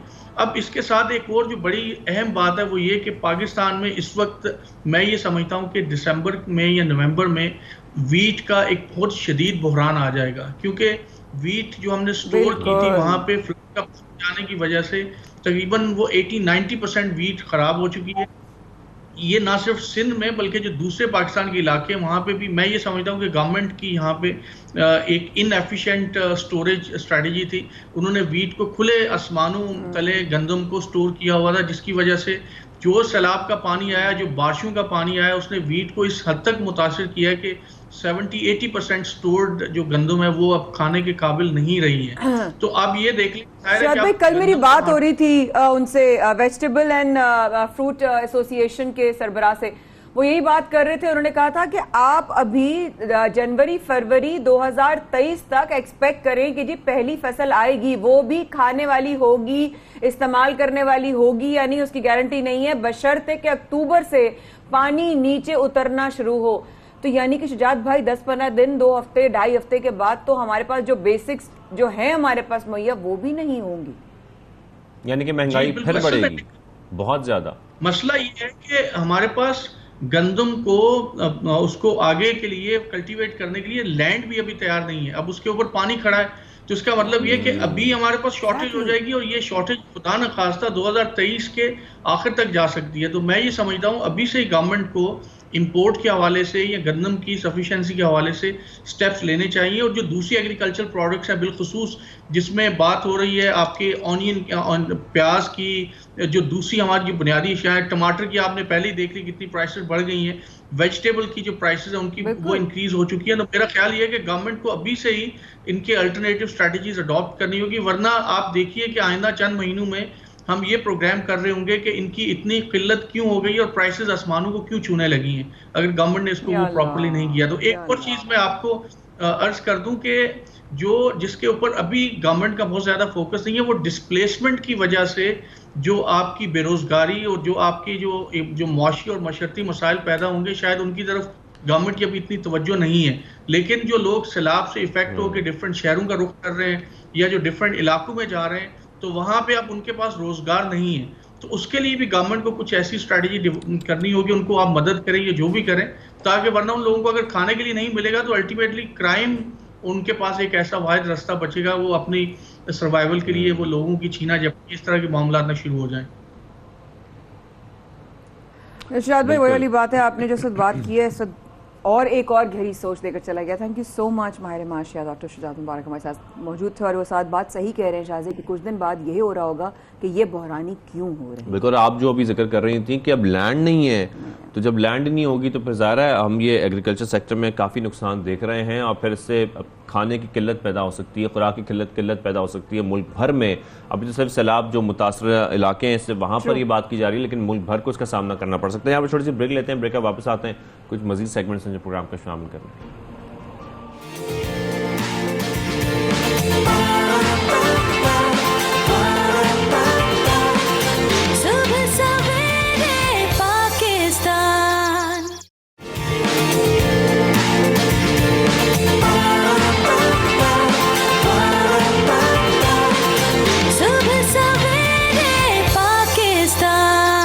हमारे देने का बहुत शुक्रिया। शाहज़ेब हमारा कर रहे थे आपका इंतजार। शाहज़ेब, कल प्रोग्राम करते करते एक्चुअली मुझे ओवर द वीकेंड भी ये आइडिया आया था, लेकिन मैं श्योर नहीं थी। फिर डॉक्टर सहर चावला थी हमारे साथ लाहौर से, उनसे बात की, उन्होंने बताया, भाई मैंने उनसे सवाल किया कि डॉक्टर साहब ये बताइए कि जो टमाटर है, प्याज है या सब्जी है, जो ग्रीन्स हैं हमारे, जिनसे हमें फाइबर मिलता है या हमें जो हेल्थ के हमारे सोर्सेज हैं, वो ऑल्टरनेटिव क्या है? उन्होंने कहा सब्जी का कोई ऑल्टरनेटिव है ही नहीं। मैं आपको कितना भी बता दूं, थोड़ा बहुत हो सकता है, लेकिन जिनको सब्जी खानी है वो खानी है, जिनके परहेज चलता है, जिनकी सब्जी उनकी डाइट का हिस्सा है, उनके लिए तो कुछ हो ही नहीं सकता। फिर मेरे दिमाग में एक आइडिया आया, क्यों ना हम दोबारा से, काफी लोग करते हैं, उन्होंने अप्रिशिएट भी किया कि होम गार्डनिंग, किचन गार्डनिंग करते हैं, लेकिन जो नहीं भी करते और कर सकते हैं उनको भी तो सोचना चाहिए। और जब से सैलाब की सूरत हाल बनी है माया, उसके बाद तो ज्यादा चांसेस बढ़ जाने चाहिए। लोगों को ये कोशिश करनी चाहिए कि अपने घरों पे फसल काश्त करें, जितनी भी कर सकते हैं। फसल काश्त का मतलब ये नहीं कि आपके पास कई एकड़ जमीन हो तो आप करेंगे,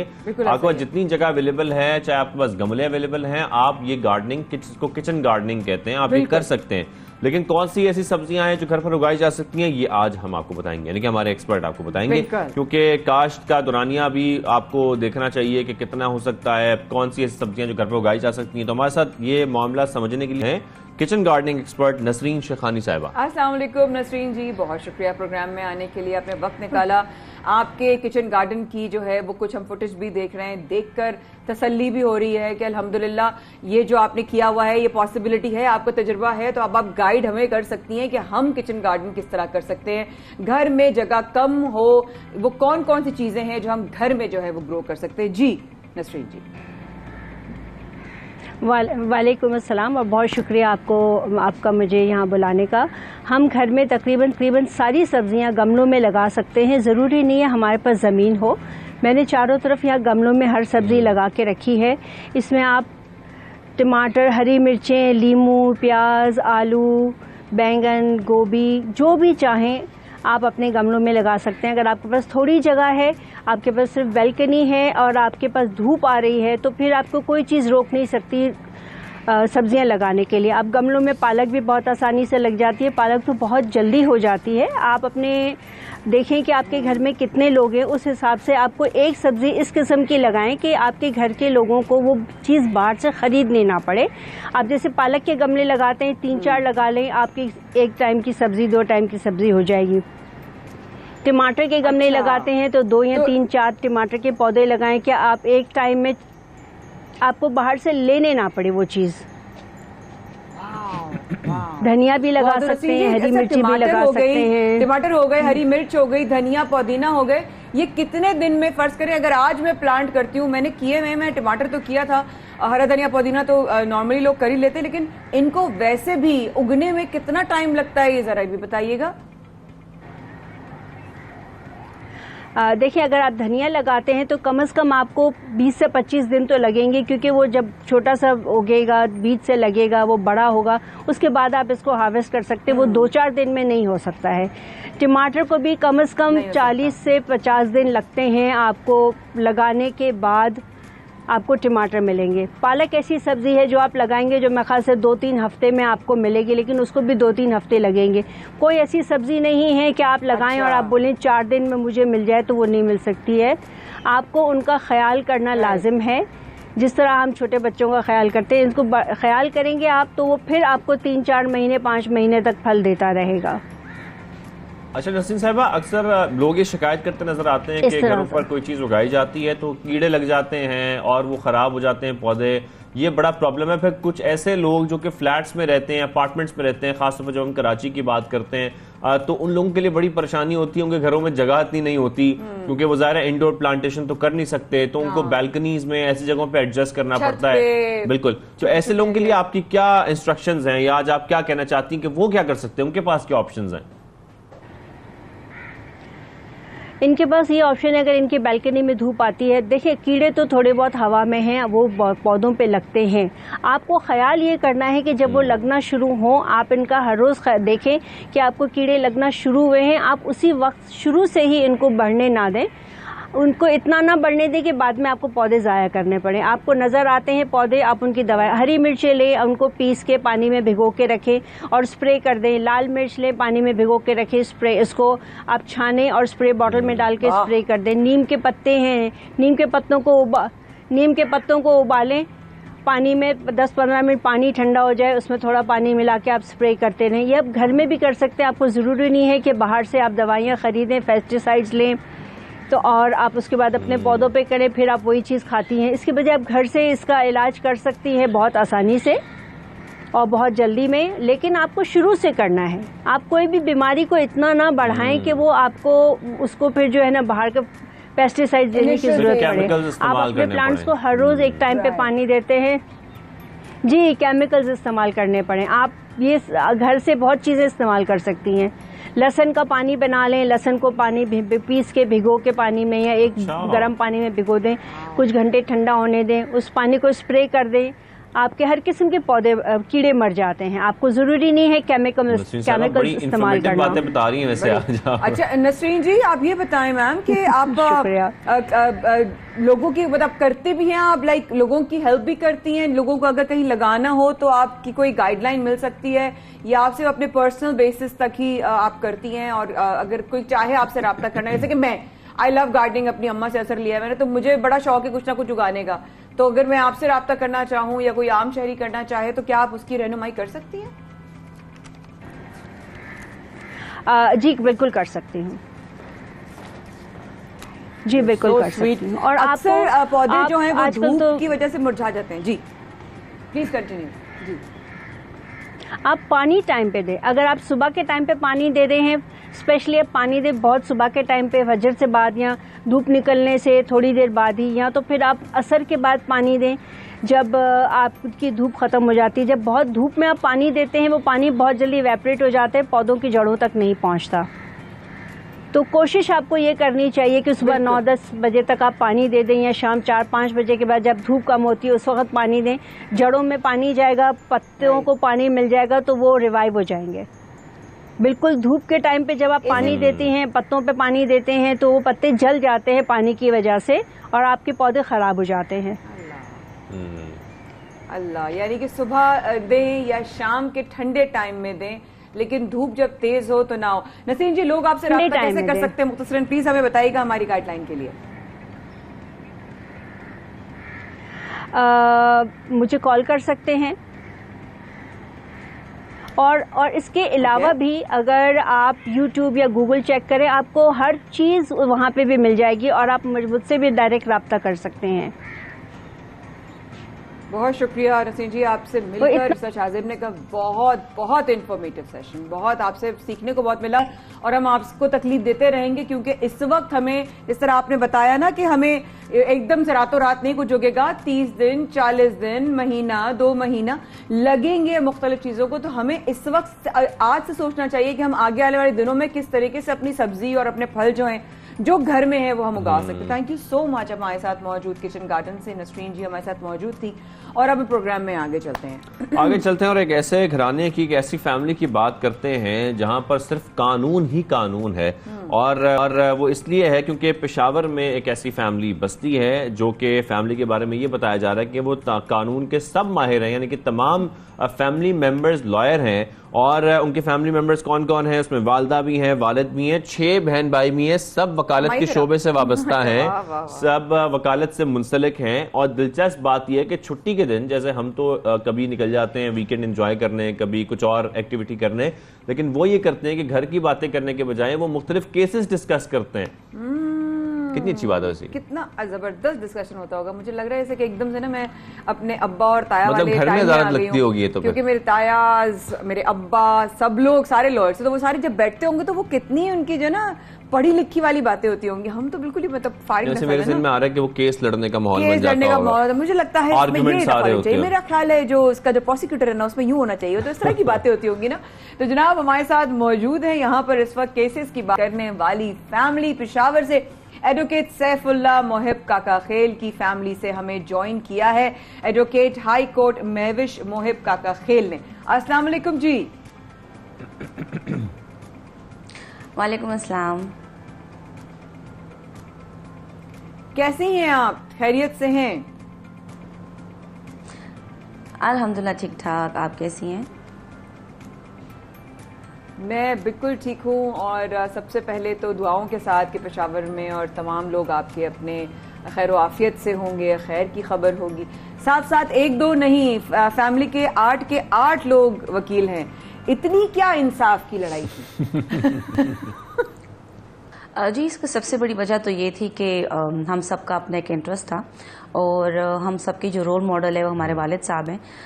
वो तो खैर उनका कभी वह गुमान में भी नहीं था कि उनके सारे बच्चे जो हैं वो इस फील्ड में आ जाएंगे, और ना उन्होंने कभी हमें प्रेशराइज़ किया और ना हमें बताया कि आपने इस फील्ड में आना है। बस खुद ही खुद सब आते गए और सबका इंटरेस्ट डेवलप होता गया।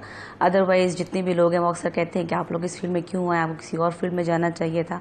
इवन जब मैं इस फील्ड में आई तो मुझे बहुत सारे लोग ये सजेस्ट कर रहे थे कि आपको जुडिशरी में जाना चाहिए या आप लेक्चरशिप कर लें, कमीशन के एग्जाम्स दे दें। लेकिन हर किसी का अपना एक इंटरेस्ट लेवल होता है। फिर जब आपका अपना इंटरेस्ट लेवल हो तो आप उस बच्चे को किसी और फील्ड में धकेल नहीं सकते। तो डेफिनेटली सबका इंटरेस्ट लेवल था तो वो इस फील्ड में आए और अब अल्हम्दुलिल्लाह सब बहुत अच्छा कर रहे हैं इसमें। अल्हम्दुलिल्लाह अल्हम्दुलिल्लाह। अच्छा ये बताइए महविश के साथ साथ आपका फेवरेट वकील आपकी फैमिली में कौन है? मेरे वालिद साहब। वजह? मैंने बताया मेरे रोल मॉडल हैं, वो काफ़ी उन्होंने काफ़ी किताबें भी लिखी हैं, कॉन्स्टिट्यूशनल लॉ के ऊपर लिखी हैं, बैंकिंग लॉ के ऊपर लिखी हैं, टैक्सेशन के ऊपर लिखी हैं, क्रिमिनल लॉ के ऊपर लिखी हैं। तो डेफिनेटली जब आप उनको देखते हैं तो आपका भी दिल कहता है कि मैं भी कुछ लॉ की तरफ कुछ किताबें लिख लूँ। और डेफिनेटली हम ये भी देखते हैं कि वो मल्टीलिंगुअल भी हैं, कभी फारसी बोलते हैं किसी के साथ, कभी अरबी बोलते हैं। तो आप डेफिनेटली आपका दिल चाहता है कि मैं भी उन्हीं की तरह बन जाऊँ। खैर पूरे तो नहीं बन सकते लेकिन अगर 2% भी आप बन जाएं तो बहुत अच्छा लगता है। और पंजाबी ऐसे बोलते हैं जैसे कि वो पंजाब में उन्होंने काफ़ी टाइम गुजारा है, तो उनसे भी इंस्पिरेशन मिलती है कि इतनी ज़्यादा लैंग्वेजेस आपको आ रही हों। फिर आपका कुरान के ऊपर भी एक होल्ड हो क्योंकि हाफिज़ कुरान भी हैं, तो उसको फिर बहुत अच्छे तरीके से उसका तर्जुमा और तफसीर करना। और जब हम केसेस प्रिपेयर करते हैं तो उसको फिर हम अगर हमारे पास फैमिली केसेस हैं या कुछ ऐसे केसेस हैं जहाँ पे हमें शरीयत लॉ को भी देखना पड़ता है तो हमारे पास तफसीर भी है, उसको हम देखते हैं। फिर आगे से जो मियाँ साहब है वो हमें गाइड भी करते हैं। फिर कुरान की कुछ आयत पढ़ के उसका तर्जुमा बेहतरीन तरीके से, तो उस वहाँ से भी बहुत सारे स्कूल ऑफ थॉट्स हमारे पास आ जाते हैं। तो सिर्फ कॉन्स्टिट्यूशन के ऊपर ही नहीं, क्रिमिनल लॉ के ऊपर ही नहीं, डिफरेंट अगर आप देखें तो आपके भाई या आप लोग भी? हमारा एक लॉ फर्म है काका खेल एसोसिएट्स के नाम से, जिसको मेरे वालिद साहब ने हमें बोला काका खेल, उसको मैनेजिंग डायरेक्टर हैं। उसमें ये है क्योंकि वो सारे के सारे लॉ को प्रैक्टिस करते हैं। बेसिकली कॉन्स्टिट्यूशनल लॉ भी है हमारे पास, उसको भी प्रैक्टिस किया जाता है। क्रिमिनल लॉ को भी, सर्विस केसेस भी देखते हैं, फैमिली लॉ को भी देखते हैं। क्योंकि हमारे पास ना सिर्फ बहुत सारे एसोसिएट्स हैं, बहुत सारे लॉयर्स मौजूद हैं, तो स्पेशलिटी बहुत ज़्यादा है। हर एक लॉ को हम टच ज़रूर करते हैं।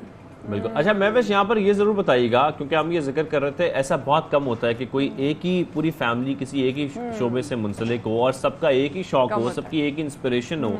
मोस्टली होता है कि बहन भाई में हो जाता है कि कोई किसी का दिल करता है डॉक्टर बनने का, तो कोई जा रहा होता है वकालत में, कोई जा रहा है मीडिया में, कोई और जा रहा है, तो ये सब कुछ होता है। लेकिन आपकी जब पूरी फैमिली ही लॉयर है, तो ऐसे में आपको कितना ये बड़ी हेल्पिंग भी होती होगी ये चीज़ कि अगर कोई केस में फंस गया है, कोई प्रॉब्लम आ गई, तो आप एक दूसरे से डिस्कस कर सकते हैं और उसमें आपको एक दूसरे की हेल्प करने में भी आसानी होती है, क्योंकि ज़ाहिर है जब सब लॉयर हैं तो फिर तो प्रॉब्लम ही कोई नहीं है।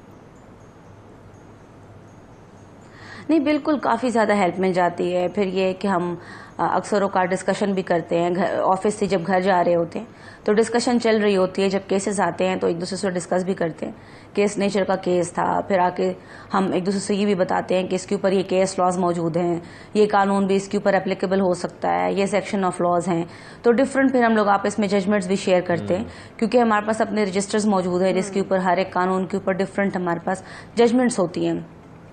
तो हम एक दूसरे को जरूर बताते हैं कि ये जजमेंट भी देख लो, ये भी इसके ऊपर आपको हेल्प मिलेगी, केस को भी देख लो। जी हाँ, शरारत आ रही है आपके चेहरे पे? मेरे चेहरे पे बहुत जोर से शरारत आ रही है, और वो शरारत ये है महविश कि आपकी फैमिली से तो कोई मतलब गलती से भी मतलब पास से गुजर जाते होंगे, इनसे कौन भिड़ेगा, ये तो पूरी फैमिली वकीलों की है ना? डरते होंगे ना लोग आपसे? नहीं, ये तो लोग ही बता सकते हैं, लेकिन जितना मुझे पता है तो सब बहुत तो हम उनसे पूछ सकते हैं आप लोग कितना डरते हैं। फैमिली है। नहीं जी, नहीं, लेकिन कभी घर में ऐसा तो नहीं होता कि आपस में लड़ाई हो जाए तो आप लोग एक दूसरे के ऊपर केस कर दें? नहीं, मुझे पता है, मेरे अंदर वकीलों का खून है, मुझे पता है वकील कितने तेज होते हैं माशाल्लाह। नहीं, ये जरूर होता है कि आप इसमें जब मजाक कर रहे होते हैं तो मजाक में हम ये लीगल टर्मिनोलॉजीज यूज करते हैं और उसके ऊपर थोड़ी गपशप लग जाती है, तो वो एक मजाक के लिहाज से बिल्कुल जरूर करते हैं। हाँ जी। अच्छा, आपने वालिद साहब का जिक्र किया, आपकी वालिदा साहिबा भी वकालत के शोबे से मुंसलिक रही हैं, थोड़ा सा उनके बारे में बताइएगा, क्योंकि हम खैर आजकल के दौर में तो माशाल्लाह ख़वातीन को बहुत ज़्यादा देख रहे हैं वकालत में भी, हर शोबे में, लेकिन क्या वो अपने टाइमिंग में, क्योंकि बड़ा मुश्किल होता है, फैमिली सपोर्ट बड़ी ज़रूरी होती है ऐसे में कि आप वकालत प्रैक्टिस करें, थोड़ा सा वालिदा के साहिबा के हवाले से भी बताइएगा प्लीज़। जी, मेरी दो वालदा हैं, एक वालदा मेरी हाउसवाइफ हैं और एक वालदा जो मेरी हैं वो सुप्रीम कोर्ट की लॉयर हैं, और वो सुप्रीम कोर्ट बार एसोसिएशन की 2 बार वाइस प्रेसिडेंट रह चुकी हैं और एक बार वो कैबिनेट मेंबर भी रह चुकी हैं।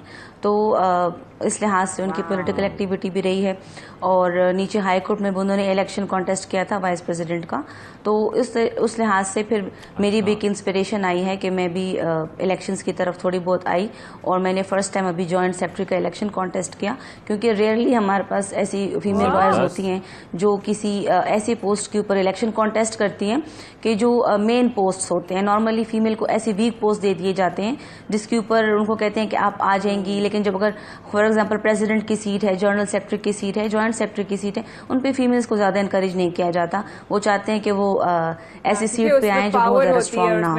लेकिन फिर मैंने इस बार एक इनिशिएटिव लिया। बिल्कुल जी, इस बार मैंने 1 साल पहले कोविड की ही डेज में ही मैंने ये डिसीजन लिया कि नहीं, इस बार हमें चाहिए कि हम एक स्ट्रांग पोस्ट के ऊपर आएं और एक रिप्रेजेंटेशन हमारी होनी चाहिए स्ट्रांग पोस्ट के ऊपर, ना कि हमारे पास छोटी मोटी सीट्स के ऊपर आके जस्ट एक कैबिनेट का हिस्सा नहीं बनना, बल्कि हमने डिसीजन मेकिंग रोल के ऊपर भी आना है। बिल्कुल, नहीं, बहुत आपने अच्छी बात, आपने तो दिल खुश कर दिया मैं ये बात बता के कि आप जो है वो अपनी दोनों वालदाओं से आप इंस्पायर हैं और दोनों का आप इतने रिस्पेक्टफुली जिक्र कर रही हैं। आपको देखकर तो एक इंस्पिरेशन हुई, आपकी बात सुनकर दूसरी इंस्पिरेशन हुई, और तीसरी इंस्पिरेशन ये हुई कि जिस तरीके से आप अपने घर के बड़ों की इज्जत करती हैं और कर रही हैं माशाल्लाह। आपकी कामयाबी की बहुत बड़ी वजूहात में से ये एक वजह होगी जिस तरह आप अपने माओं की जो है वो आपने इज्जत की है। जज़ाकल्लाह, God bless you, God bless you. Thank you very much Mahvish, आपने में ज्वाइन किया सबसे पहले पाकिस्तान में, बहुत अच्छा लगा आपसे बात करके, और जैसे कि माया ने बड़ी अच्छी बात की है कि इतना रिस्पेक्टफुली पूरी फैमिली का एक ही शोबा है, और जाहिर बात है घर में अक्सर बहस भी हो जाती होगी, लेकिन फिर भी बड़े अच्छे तरीके से वो सब कुछ ये लेकर चल रहे हैं। तमाम बहन भाई प्रैक्टिस कर रहे हैं, लेकिन हमें प्रैक्टिस करनी है अपनी ब्रेक, और हम छोटी सी ब्रेक लेते हैं, ब्रेक के वापस आते हैं। मेरा ख्याल है यहाँ पे गप्पा लिया जाए।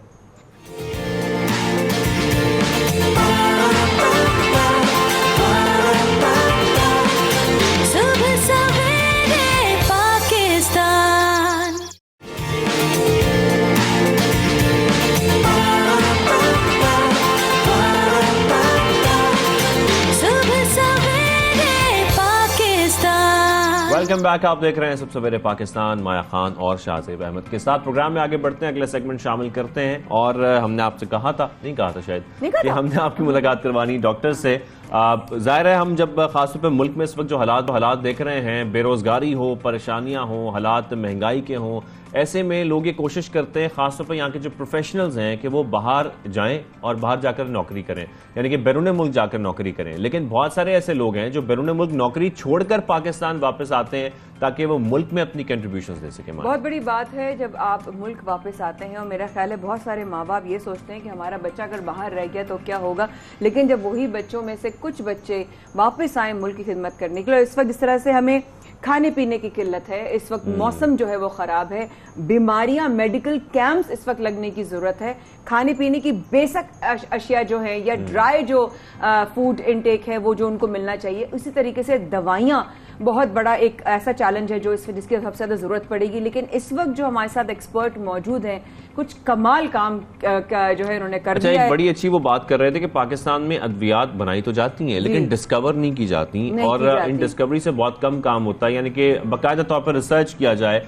और अभी उन्होंने एक anti venom I think laboratory भी कायम की यहाँ पर। वेनम पर खैर वो रिसर्च भी कर रहे हैं खास तौर पर। वेनम, वो जो सांप का जो जहर होता है उसको वेनम कहा जाता है। आम लोगों को सबके लिए सबको बताने की बड़ा जरूरी है। वेनम वो जो सांप के जो है वो कांटे से जो जहर फैलता है उसको वेनम कहा जाता है।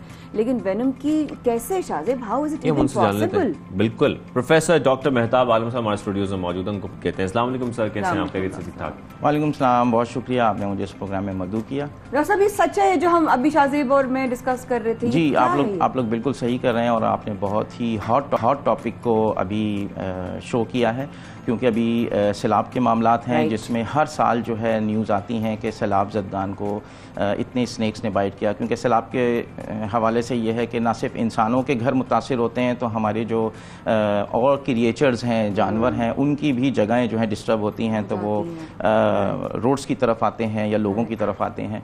और ये जो स्नेक्स वगैरह हैं ये गर्म चीज़ों को सेंस करते हैं, जैसे इंसान की बॉडी गर्म होती है तो इसलिए इंसानों की तरफ इसलिए आते हैं, उनके ऊपर रिसेप्टर्स लगे होते हैं, तो इसलिए स्नेक बाइट्स बढ़ जाती हैं। वाह, यानी कि इस वक्त जो है जिस तरीके से डॉक्टर साहब वो गिनतियां जो हम तक नहीं भी पहुंची हैं, परसों तक का फिगर बता रही हूँ कि 500 से ज्यादा लोगों को सांपों ने डस लिया। अब शाहजेब और मैं अभी ब्रेक में भी यही आपसे बात कर रहे थे कि इस तरह सांप जो है, आपने कहा वो हीट को देखते हैं, वो बॉडी वार्म जो उसकी वार्मथ होती है उसकी तरफ अट्रैक्ट होते हैं। अब जो सिचुएशन है कि इस वेनम के अंदर कैसे जो है आपने वो एक चीज निकाली कि उससे भी फायदा पहुंच सकता है? जी हाँ, देखें पूरी दुनिया में कुछ लोग होते हैं जो फ्रंट पर होते हैं, जैसे कि हमारे फिजिशियन हैं, मेडिकल डॉक्टर्स हैं, ये फ्रंट पे मौजूद हैं और ये बीमारी के बाद ट्रीटमेंट शुरू करते हैं। लेकिन बीमारी को कैसे बचाया जाए, बीमारी के लिए दवाई कौन सी ईजाद की जाए, उसके लिए जो है बैक पे बहुत सारे साइंटिस्ट काम कर रहे होते हैं। जैसे आपके यहाँ कैमरामैन हैं, आपके डायरेक्टर्स होते हैं, ये बैक पर हैं किसी भी प्रोग्राम को कामयाब बनाने के लिए। इसी तरह किसी मेडिसिन को डिस्कवर करने के लिए ये कई सालों की रिसर्च होती है जो साइंटिस्ट अपनी लेबॉर्ट्रीज में कर रहे होते हैं और वो फ्रंट पे नहीं आते। उसके बाद उस मेडिसिन को कोई 10 साल, किसी को 15 साल लगते हैं मार्केट में आने के लिए। रेगुलेटरी अथॉरिटीज़ होती हैं जिनसे अप्रूवल लेने होते हैं, रैट्स के ऊपर, माइस के ऊपर एक्सपेरिमेंट होते हैं, फिर वो ह्यूमन बॉडी तक ट्रांसफर होते हैं सब तमाम अप्रूवल्स के साथ। जी हाँ, मेरा सब्जेक्ट जो है बायोकेमिस्ट्री है, जो कि फ्यूचर का एक बढ़ता हुआ अहम सब्जेक्ट है, क्योंकि बायो मीन लाइफ, तो ज़िंदगी की केमिस्ट्री। तो इसमें जहाँ जहाँ ज़िंदगी वाली चीज़ें हैं, इंसान हैं, जानवर हैं, पौधे हैं, जो लिविंग थिंग्स हैं, उनके अंदर नेचर ने कौन से केमिकल छुपाए हुए हैं, वी हैव टू डिस्कवर। जैसा कि आपको पता है कि ऐसी कोई बीमारी नहीं जिसका इलाज ना हो, वी हैव टू डिस्कवर। तो हमें इस डिस्कवरर्स की ज़रूरत है।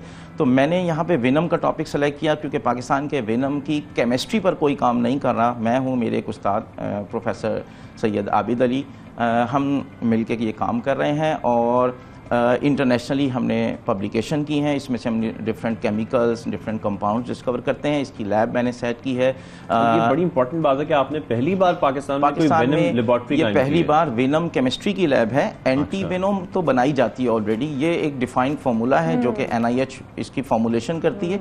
लेकिन हमारे स्नेक्स के वेनम की केमिस्ट्री क्या है, क्या उसमें कोई फायदेमंद चीज़ें भी छुपी हुई हैं? क्योंकि हम सिर्फ नेगेटिव चीज़ों की बात करते हैं, हम लोग रिसर्चर जो है उसमें से पॉजिटिव चीज़ें तलाश कर रहे होते हैं। तो इसमें एंटी कैंसर कंपाउंड्स मुझे मिले, अच्छा, एंटी कैंसर जी एंटी कैंसर कंपाउंड्स मौजूद हैं, इसमें जो है एंटी माइक्रोबियल कंपाउंड्स मौजूद हैं।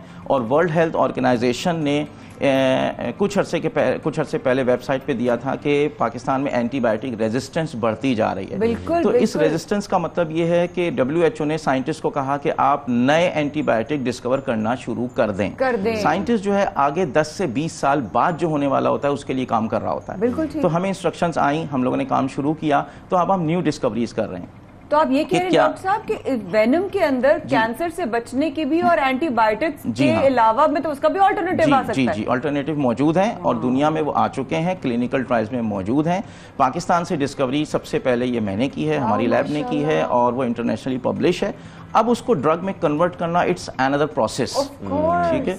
तो उसके लिए गवर्नमेंट सपोर्ट हो या मुख्तलिफ, हमारे पास मैं नाम लेना चाहूँगा, मेरी जो यूनिवर्सिटी है प्राइवेट सेक्टर में पहली यूनिवर्सिटी है जिसने मुझे सपोर्ट किया, मोहम्मद अली जिन्ना यूनिवर्सिटी कराची, जिसने प्रॉपर लैब और इसमें यू नो के research is very expensive process, तो मिलियंस रुपीज़ की मशीनरी हमें प्रोवाइड की गई है। They have given me open field और इसमें मैं काम कर रहा हूँ। इस हवाले से डिफरेंट मीडिया चैनल्स पे दो बातों में जरूर बताइएगा। एक तो वेनम, खासतौर पर जहर की हम बात करते हैं, ये सिर्फ सांप के जरिए नहीं आप इसको एक्सट्रैक्ट कर सकते, और भी बहुत सारे ऐसे जानवर जिससे आप जहर जिसका इस्तेमाल करके लेबॉर्ट्री में रिसर्च कर रहे हैं। और सेकेंडली ये जरूर बताइएगा कि आप मतलब पाकिस्तान में लेबॉर्ट्री कायम करना बड़ा मुश्किल काम है, फाइनेंशियल उसमें जो एक ज़रूरत है वो बड़ा मुश्किल है। तो बैरून मुल्क आप ऑलरेडी काम कर रहे थे, वो सब कुछ छोड़ के आप पाकिस्तान क्यों आ गए और आपने ये क्यों सोचा कि मैंने पाकिस्तान में रिसर्च करनी है? जी देखिए, एक चीज़ का होता है, हर शख्स की अपना एक कंफर्ट जोन होता है। तो मुझे पेरेंट्स अच्छे मिले, टीचर्स अच्छे मिले, जिन्होंने दूसरों की खिदमत करना सिखाया और मुझे इंडिविजुअलिस्ट नहीं बनाया। तो पाकिस्तान में वही लोग मौजूद हैं जो टीम में काम करना चाहते हैं, जो कम्युनिटी बेसिस पे काम करना चाहते हैं। और अगर आप इसको अपना घर समझते हैं, देखें अगर मेरे घर में कोई प्रॉब्लम आती है, मैं अपना घर छोड़ के दूसरे के घर में शिफ्ट नहीं होऊंगा, मैं ही उसको सही करूंगा। हर एक के घर में प्रॉब्लम्स आती हैं, ये अमेरिकन हैं, जर्मन हैं, चाइनीज हैं। If you look around the history, तो ये लोग भी बहुत बैकवर्ड थे, इन्होंने फिर तरक्की की। जर्मन ने सेकेंड वर्ल्ड वॉर में मार खाई, तो मैं जर्मन के साथ रहा। Now they hate war. उन्होंने कहा कि हम अब टेक्नोलॉजी के जरिए आगे जाएंगे, मुल्क छोड़ के नहीं जाएंगे, ठीक है। तो एक वक्त आएगा और मायूसी गुनाह है, तो इसलिए मेरी कोलैबोरेशन है, मेरी जर्मन के साथ है, मेरी ऑस्ट्रेलियन के साथ है। लेकिन Pakistan is a dream land for venom researchers. They are asking, वो मुझसे वेनम मांगते हैं। मैंने इनकार किया कि नहीं, हमारे बच्चे डिस्कवर करेंगे, मेरे पास एमफिल स्टूडेंट्स हैं, मैं डिस्कवर करूंगा। ये तरीका नहीं है कि मैं वेनम उनको दे दूं। इनिशिएट तो करना था, इनिशिएट किया है, इनिशिएटिव बहुत जरूरी है। इससे फिर पाकिस्तान मशहूर होगा। ये नहीं है कि हम अपना वेनम किसी और को दें और वहां से डिस्कवरीज हो। बिल्कुल ऐसा ही है। थैंक यू डॉक्टर साहब, आप आए और आपने जिस तरीके से का जो है, ये हमारे लिए ना बहुत बड़ी खबर है, हमारे लिए बहुत बड़ी एक तो फ़ख्र की बात है। एक तो आप वापस आए हैं, पाकिस्तान में पहले इस तरह की रिसर्च करने वाले बने। हमारी दुआ ये है अल्लाह ताला की बारगाह में कि आपका वेनम सेंटर भी खुले, आपका रिसर्च सेंटर भी खुले, और आप कैंसर से और एंटीबायोटिक्स का जो मुतबाला आपने दोनों, तो मैं क्योंकि कैंसर का बहुत हमारी फैमिली में हम लोग सफ़र हमने किया है, अपनों को देखा है, तो बहुत दुआ है कि आपकी रिसर्च अल्लाह ताला जल्द से जल्द कामयाब करे आपको और आपके पास रिजल्ट। थैंक यू भाई आने के लिए, बहुत बहुत शुक्रिया। ख़वातीन और हज़रात, और अब जो है ना, आपको हम एक ऐसी खातून से मुलाकात करवाएंगे जिनके बहुत ज़्यादा इस सोशल मीडिया पे फैंस हो रहे हैं। उनका काम, उनका नाम किसी भी, मैं कहूंगी उन्होंने मर्दों वाले काम किए, उन्होंने जो नाम किया है ना पाकिस्तान का, पूरी दुनिया में उनको जो है वो सराहा जा रहा है। और उनकी बहुत सारी पिक्चर्स वायरल हो रही हैं। हम जिक्र कर रहे हैं नौशहरा की खातून एडिशनल डिप्टी कमिश्नर कुर्रतुल ऐन वजीर ने फराइज की अदायगी के दौरान एहसास की उम्दा मिसाल कायम की है। जिस तरीके से वो घर घर जाकर दरवाजे पीट कर ये कह रही हैं और ये तलकीन कर रही हैं कि आप लोग यहाँ से मुंतकिल हो जाएं, और सिर्फ ये कह नहीं रही, उनकी मदद भी कर रही हैं। साथ में उनके पुलिस एहलकार भी थे, कुछ दीगर अफराद भी थे, और वो हेल्प आउट कर रहे थे लोगों को, उनका सामान उठाने में और फिर सामान ले जाने के लिए भी उन्होंने बाकायदा अरेंजमेंट्स किए हुए थे। तो हमारे जीशान काका खेल ने उनसे कुछ गुफ्तगू की है, सुन बातें। जी मायार शाहजेब, सुबह बखैर। इस वक्त हम एक आयरन लेडी के साथ मौजूद है, कुर्रतुल ऐन वज़ीर, जिनको मिस वज़ीर के नाम से भी जाना जाता है। आजकल सोशल मीडिया पर उनके बहुत ज़्यादा चर्चे हैं। जिस तरह सैलाब में उन्होंने लोगों की खिदमत की, अपने जान को ख़तरे में डालकर एक डंडा उठाए हुए लोगों को घरों से बाहर निकाल रही थी, वो आज हमारे साथ मौजूद है। उनसे थोड़ा सा जानते हैं कि एक फ़ीमेल होते हुए इतनी बोल्डनेस आप में कहाँ से आई? आपका ताल्लुक़ भी दूर दराज कबायली ज़िले से है, और माशाल्लाह जिस तरह आपने मुख्तलिफ़ मकामात पर सर्व किया, थोड़ा सा बताएं किस सोच के साथ आपने लोगों की मदद की? बिस्मिल्लाहिर्रहमानिर्रहीम। देखें, मैं तो साउथ वज़ीरिस्तान से बिलोंग करती हूँ, मैं ख़ुद ट्राइबल हूँ, तो एक तो ये चीज़ मुझे वहाँ से भी मिली है, और दूसरा ये है कि आप देखें 12 साल मुझे हो गए सर्विस करते हुए इस मेल कम्युनिटी में, हर किस्म के लाइन ऑर्डर सिचुएशन से गुजरे हैं, एंटी इंक्रोचमेंट ऑपरेशंस मैंने किए हैं, सख्त हालात हमने देखे हैं, हमने हर किस्म के सिचुएशन को डील किया हुआ है। तो जब एक इंतज़ामिया में अप हो कि इतनी बड़ी रिस्पॉन्सिबिलिटी आपके सर पे आती है तो आपने उससे भागना नहीं होता, आपने हिम्मत नहीं हारनी होती है। तो मुश्किल डिसीजन मेरे लिए वो था जब मैं अपनी फैमिली को छोड़ रही थी, क्योंकि मेरा घर जो है वो काबल रिवर के बैंक पे ही था। उस वक्त जो है मेरे 3 बच्चे हैं, वो भी घर पे थे, तो मेरे लिए डिसीजन लेना मुश्किल था। मेरे पास 5-6 घंटे थे, मैंने उधर सारे घर हैं 1200-1500 फैमिलीज़ को निकालना था, इधर मेरे 3 बच्चे थे। वो एक डिसीजन जो था वो मुझे डिस्टर्ब कर रहा था बार बार कि मैंने डिस्ट्रिक्ट नौशहरा को की तरफ जाना है या मैंने अपनी फैमिली को बचाना है, क्योंकि मेरे पास 5-6 घंटे थे और 3 घंटों में मैंने अपना घर समेटना था। तो मैंने अपने हस्बैंड से कहा कि इधर आप संभालें, मुझे वो संभालने दें। तो वो एक डिस्टर्बेंस थी, अदरवाइज़ फिर बाकी तो अल्हम्दुलिल्लाह फील्ड में जितना भी था मैंने खूब सख्ती की है, लोगों को निकलवाया है, और यही वजह है कि हमारा कोई भी जानी नुकसान नहीं हुआ। जी बिल्कुल, जैसा कि आपने सुना, इन जैसी कई हमारी बहादुर बहनें मौजूद है और इन जैसी बहनों की मौजूदगी में हमें कोई फ़िक्र नहीं करना चाहिए। इन्होंने सैलाब के दौरान लोगों की काफ़ी ज़्यादा खिदमत की, अपनी जान को ख़तरे में डालकर लोगों की बेलौस खिदमत की, और यही वजह है कि आजकल हर कोई इनकी खिदमत को सराह रहा है। जी थैंक यू दिशान का खेल, आपने जो है इतनी ज़बरदस्त बाहिम्मत आयरन लेडी से हमारी मुलाकात करवाई। इनकी हिम्मत को भी सलाम है और अल्लाह से इनकी सलामती की दुआ भी करते हैं। Thank you so much. Programme में आगे चलते हैं जनाब। बिल्कुल, और मुलाकात एक और करनी बहुत ज़रूरी है कि हम सबका ये मसला है, खासतौर पर बालों का गिरना, मर्द हो या औरत, ये सबके मसाइल बढ़ते जा रहे हैं। मायस, क्या वजह है इसकी? अब्दुल्ला, मैं बिल्कुल, मुझे इससे बेता पता है कि लोगों के बाल बहुत सारी वजहों से गिरते हैं। देखिए सर, मुझे टाइफाइड के बाद भी लोग कहते हैं कि बाल गिरते हैं। सुना था कोविड के बाद भी आपका हेयर फॉल बहुत कोविड के बाद बहुत ज्यादा हेयर फॉल होता है। फिर आप अच्छा खाएं नहीं और आप एक्सपेक्ट करें आपके बाल जो ना अब्दुल्ला भाई जैसे होंगे, नहीं। जो डाइट के चक्कर में लोग आजकल कुछ खाते नहीं है और उसमें प्रोटीन भी नहीं मिलता, उनको बहुत सारी चीजें नहीं मिलती हैं, तो फिर उसके बाद वो एक्सपेक्ट करते हैं कि बाल भी हेल्दी होंगे और वो खुद भी हेल्दी होंगे। ऐसा नहीं हो सकता, नॉट पॉसिबल। सो आप जो कहते हैं ना, you are what you eat, तो ये हमने बड़ा सुना है, लेकिन अगर कोई एक्सपर्ट आके बोलेगा तभी आपको समझ में आएगा क्या ख्याल है। हाँ, तो हमारे स्किन स्पेशलिस्ट डॉक्टर किरण अमीन साहिबा हमारे स्टूडियो में मौजूद हैं। अस्सलाम वालेकुम डॉक्टर। ठीक ठाक साहिबा, thank you very much doctor साहिबा। Good morning. खैरियत से आप ठीक है? इतनी ज्यादा डिप्रेशन वगैरह के बाद ना मुझे लगता है इस टेंशन से और परेशानी जिससे मुल्क में गुजरी है ना, उसी से हमारे बाल झड़ जाएंगे। वाकई में सही बात है, बड़ा अनफॉर्चुनेट सिचुएशन है। लेकिन सबसे ज्यादा जो बालों के गिरने की वजह शाजिद ने मुझसे किया, वो मैं सवाल आपकी तरफ थ्रो करती हूँ। बालों के गिरने की वजह सबसे हम ऐसे ही खेलेंगे 1 2 3 जी सही है। बालों की गिरने की आप लोगों ने काफ़ी वजूहात ऑलरेडी डिस्कस कर ली हैं। बालों की बहुत सारी वजूहात होती हैं गिरने की। नंबर 1 स्टार्ट लेते हैं कि हेरिडिटी, जैसे मर्दों में आजकल देखा गया है कि एक मेल पैटर्न बॉल्डनेस आ रहा है, वो जो बीच का एक पैच है, वो औरतों में भी देखा जा रहा है अब वक्त के साथ साथ। अच्छा इसके अलावा न्यूट्रिशनल डेफिशिएंसी, जिसमें आपकी खाने पीने की जो ग़िज़ायत है वो आप ठीक से ना ले रहे हो, प्रोटीन का इंटेक है, आयरन का इंटेक है, जिंक, ये सारे इंपॉर्टेंट, बायोटिन, ये सारे आपके न्यूट्रिशंस कंप्लीट ना हो तो एक प्रॉब्लम हो सकता है। कोई बीमारी से आप गुजरे हो, जैसे कि अभी आपने मेंशन किया टाइफाइड, कोविड बहुत बड़ा स्ट्रेसर है जो आपकी बॉडी पे मतलब थ्रू आउट उतरे थे यूं पूरे। अच्छा, मुझे टाइफाइड और कोविड साथ हो गया था, मुझे कोविड डेल्टा हुआ था, तो मेरे तो लग रहा था बाल खत्म, और लोगों ने मुझे ना पहले पकड़ के पूछते तुम्हारे अपने बाल है, तुम्हारे अपने बाल है। मैंने कहा नजर ही लग गई मेरे अपने बालों को। वो बॉडी इतना स्ट्रेस में होती है कि हेयर इज द लीस्ट, मतलब लास्ट में बॉडी उसको न्यूट्रिशन प्रोवाइड करती है। तो वो बॉडी आपकी ऑलरेडी इतने स्ट्रेस में, ऑलरेडी इतना डैमेज कंट्रोल करना है कि बाल जो है ना, वो बालों पे बॉडी का ध्यान नहीं। लेकिन मुझे ये बताएं कि अक्सर लोग कोई अंडा सर पे लगा रहा है, कोई दही लगा रहा है और पूरे मसाले बन रहे हैं सर के ऊपर, दम पे भी बैठ जाता। इसको खा लेना चाहिए, प्रोटीन को और दही को खा लेना चाहिए, वो बेहतर है या उसको सर पे इस्तेमाल करना बेहतर? लगा लेना चाहिए। खाना तो ज्यादा जरूरी है, लेकिन अगर थोड़ा बच जाए तो लगाने वाली चीजों पे भी जा सकते हैं, बचा ले लगाने के लिए। ठीक है, मतलब है हमारे पास हेयर मास्क की भी मतलब DIYs, मतलब घर में करने वाले आजकल बहुत ज्यादा चल रहे हैं और कुछ करते भी हैं काम, ऐसा नहीं है। So there is this one thing के जो अच्छा सा एक मास्क है योगर्ट का। अरे प्लीज आप बताएं। हाँ, मास्क तो I love mask, please. Mask I have used it personally, और उसके मतलब उसके अंदर साइंटिफिकली भी अगर हम उसे रिसर्च करें तो उसके इंग्रेडिएंट्स हैं। मायोनीज होता है, उसमें बहुत ज़्यादा अंडा होता है, प्रोटीन्स होते हैं, तो स्ट्रैंड्स जो है ना वो आपकी ड्राई हो जाती हैं यूजुअली। तो आप मायोनीज नीचे लगा लें और स्कैल्प के साथ उसके साथ थोड़ा सा दही मिक्स करके, थोड़ा सा अंडा डाल के और शहद डाल के। अच्छा, एग का व्हाइट और यानी कि जर्दी और सफेदी दोनों? हाँ, दोनों डाल लें, पूरा अंडा डाल लें। और अगर आपको अंडे से एलर्जी है तो जस्ट मायोनीज वुड डू। मुझे एलर्जी नहीं, मुझे सिर्फ कुछ और चीजों से एलर्जी है। अच्छा, ये दही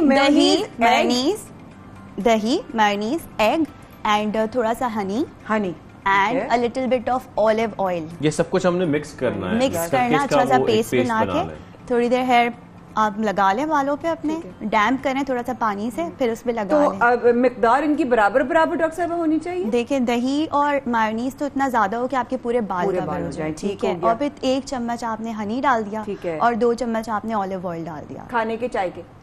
खाने के, क्योंकि बाल आपके सैलेड की कमी रहेगी, सही तरीके अच्छा सैंडविच तैयार हो जाएगा यहाँ। This mask has worked. अच्छा, just applied for half an hour, आपने आधा घंटा लगाया, फिर शावर कैप पहन ली ताकि वो हीट से जो है ना वो उसकी एब्जॉर्प्शन हो। अब जो मैं पार्लर्स में जाके बड़े बड़े महंगे ट्रीटमेंट्स ले रहे हैं, उससे बेटर है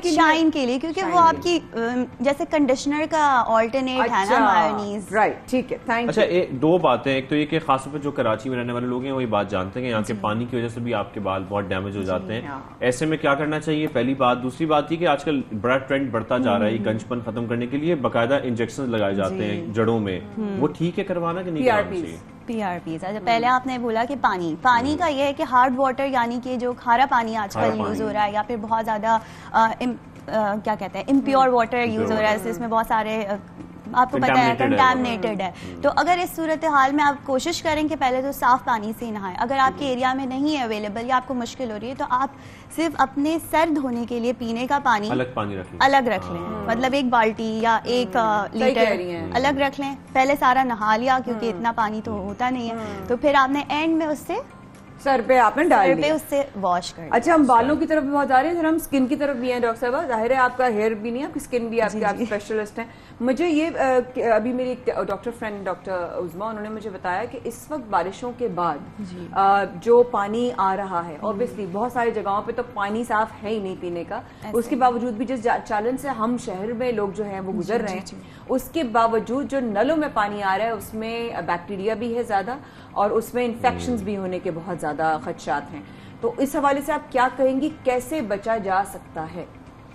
स्किन और देखिए, अगर पानी कंटामिनेटेड है तो उसी को साफ हमें करना पड़ेगा। अगर वो नहीं हो सकता तो ये ऑल्टरनेट है कि आप अपने एंड में जो वॉश लेना, तो वो आप एक साफ पानी से वॉश ले लें। मुंह धोना हो, मुंह धोना, ब्रश करना है, तो आप वो पीने का पानी ही आप इस्तेमाल करें, क्योंकि स्किन आपकी फेस की स्पेशली जो है ना वो इतनी ज़्यादा सेंसिटिव है कि आप ये गंदे पानी से तो नहीं कर सकते। प्लस ये वजू के भी मसले होते हैं, मतलब आप नाक में डालते हैं, उससे बहुत सारे इन्फेक्शंस हैं जो पानी में। ओवरऑल आपकी मुझे बात समझ आ रही है कि साफ पानी इस्तेमाल करना बहुत जरूरी है स्किन के ऊपर, नहीं तो आपको स्किन की प्रॉब्लम्स हो सकती हैं, आपके बाल भी खराब होंगे और ओवरऑल ज़ाहिर है उसका नुकसान अलग होता है। जो टैबलेट्स आती हैं, अगर हम घरों की टंकियों में वो डाल दें जो क्लोरीन वाली होती है, उससे काफी बेहतर हो जाएगा डॉक्टर साहब? Yes, it will work. इस मौसम में हम अपने बालों और स्किन के लिए क्या कर सकते हैं?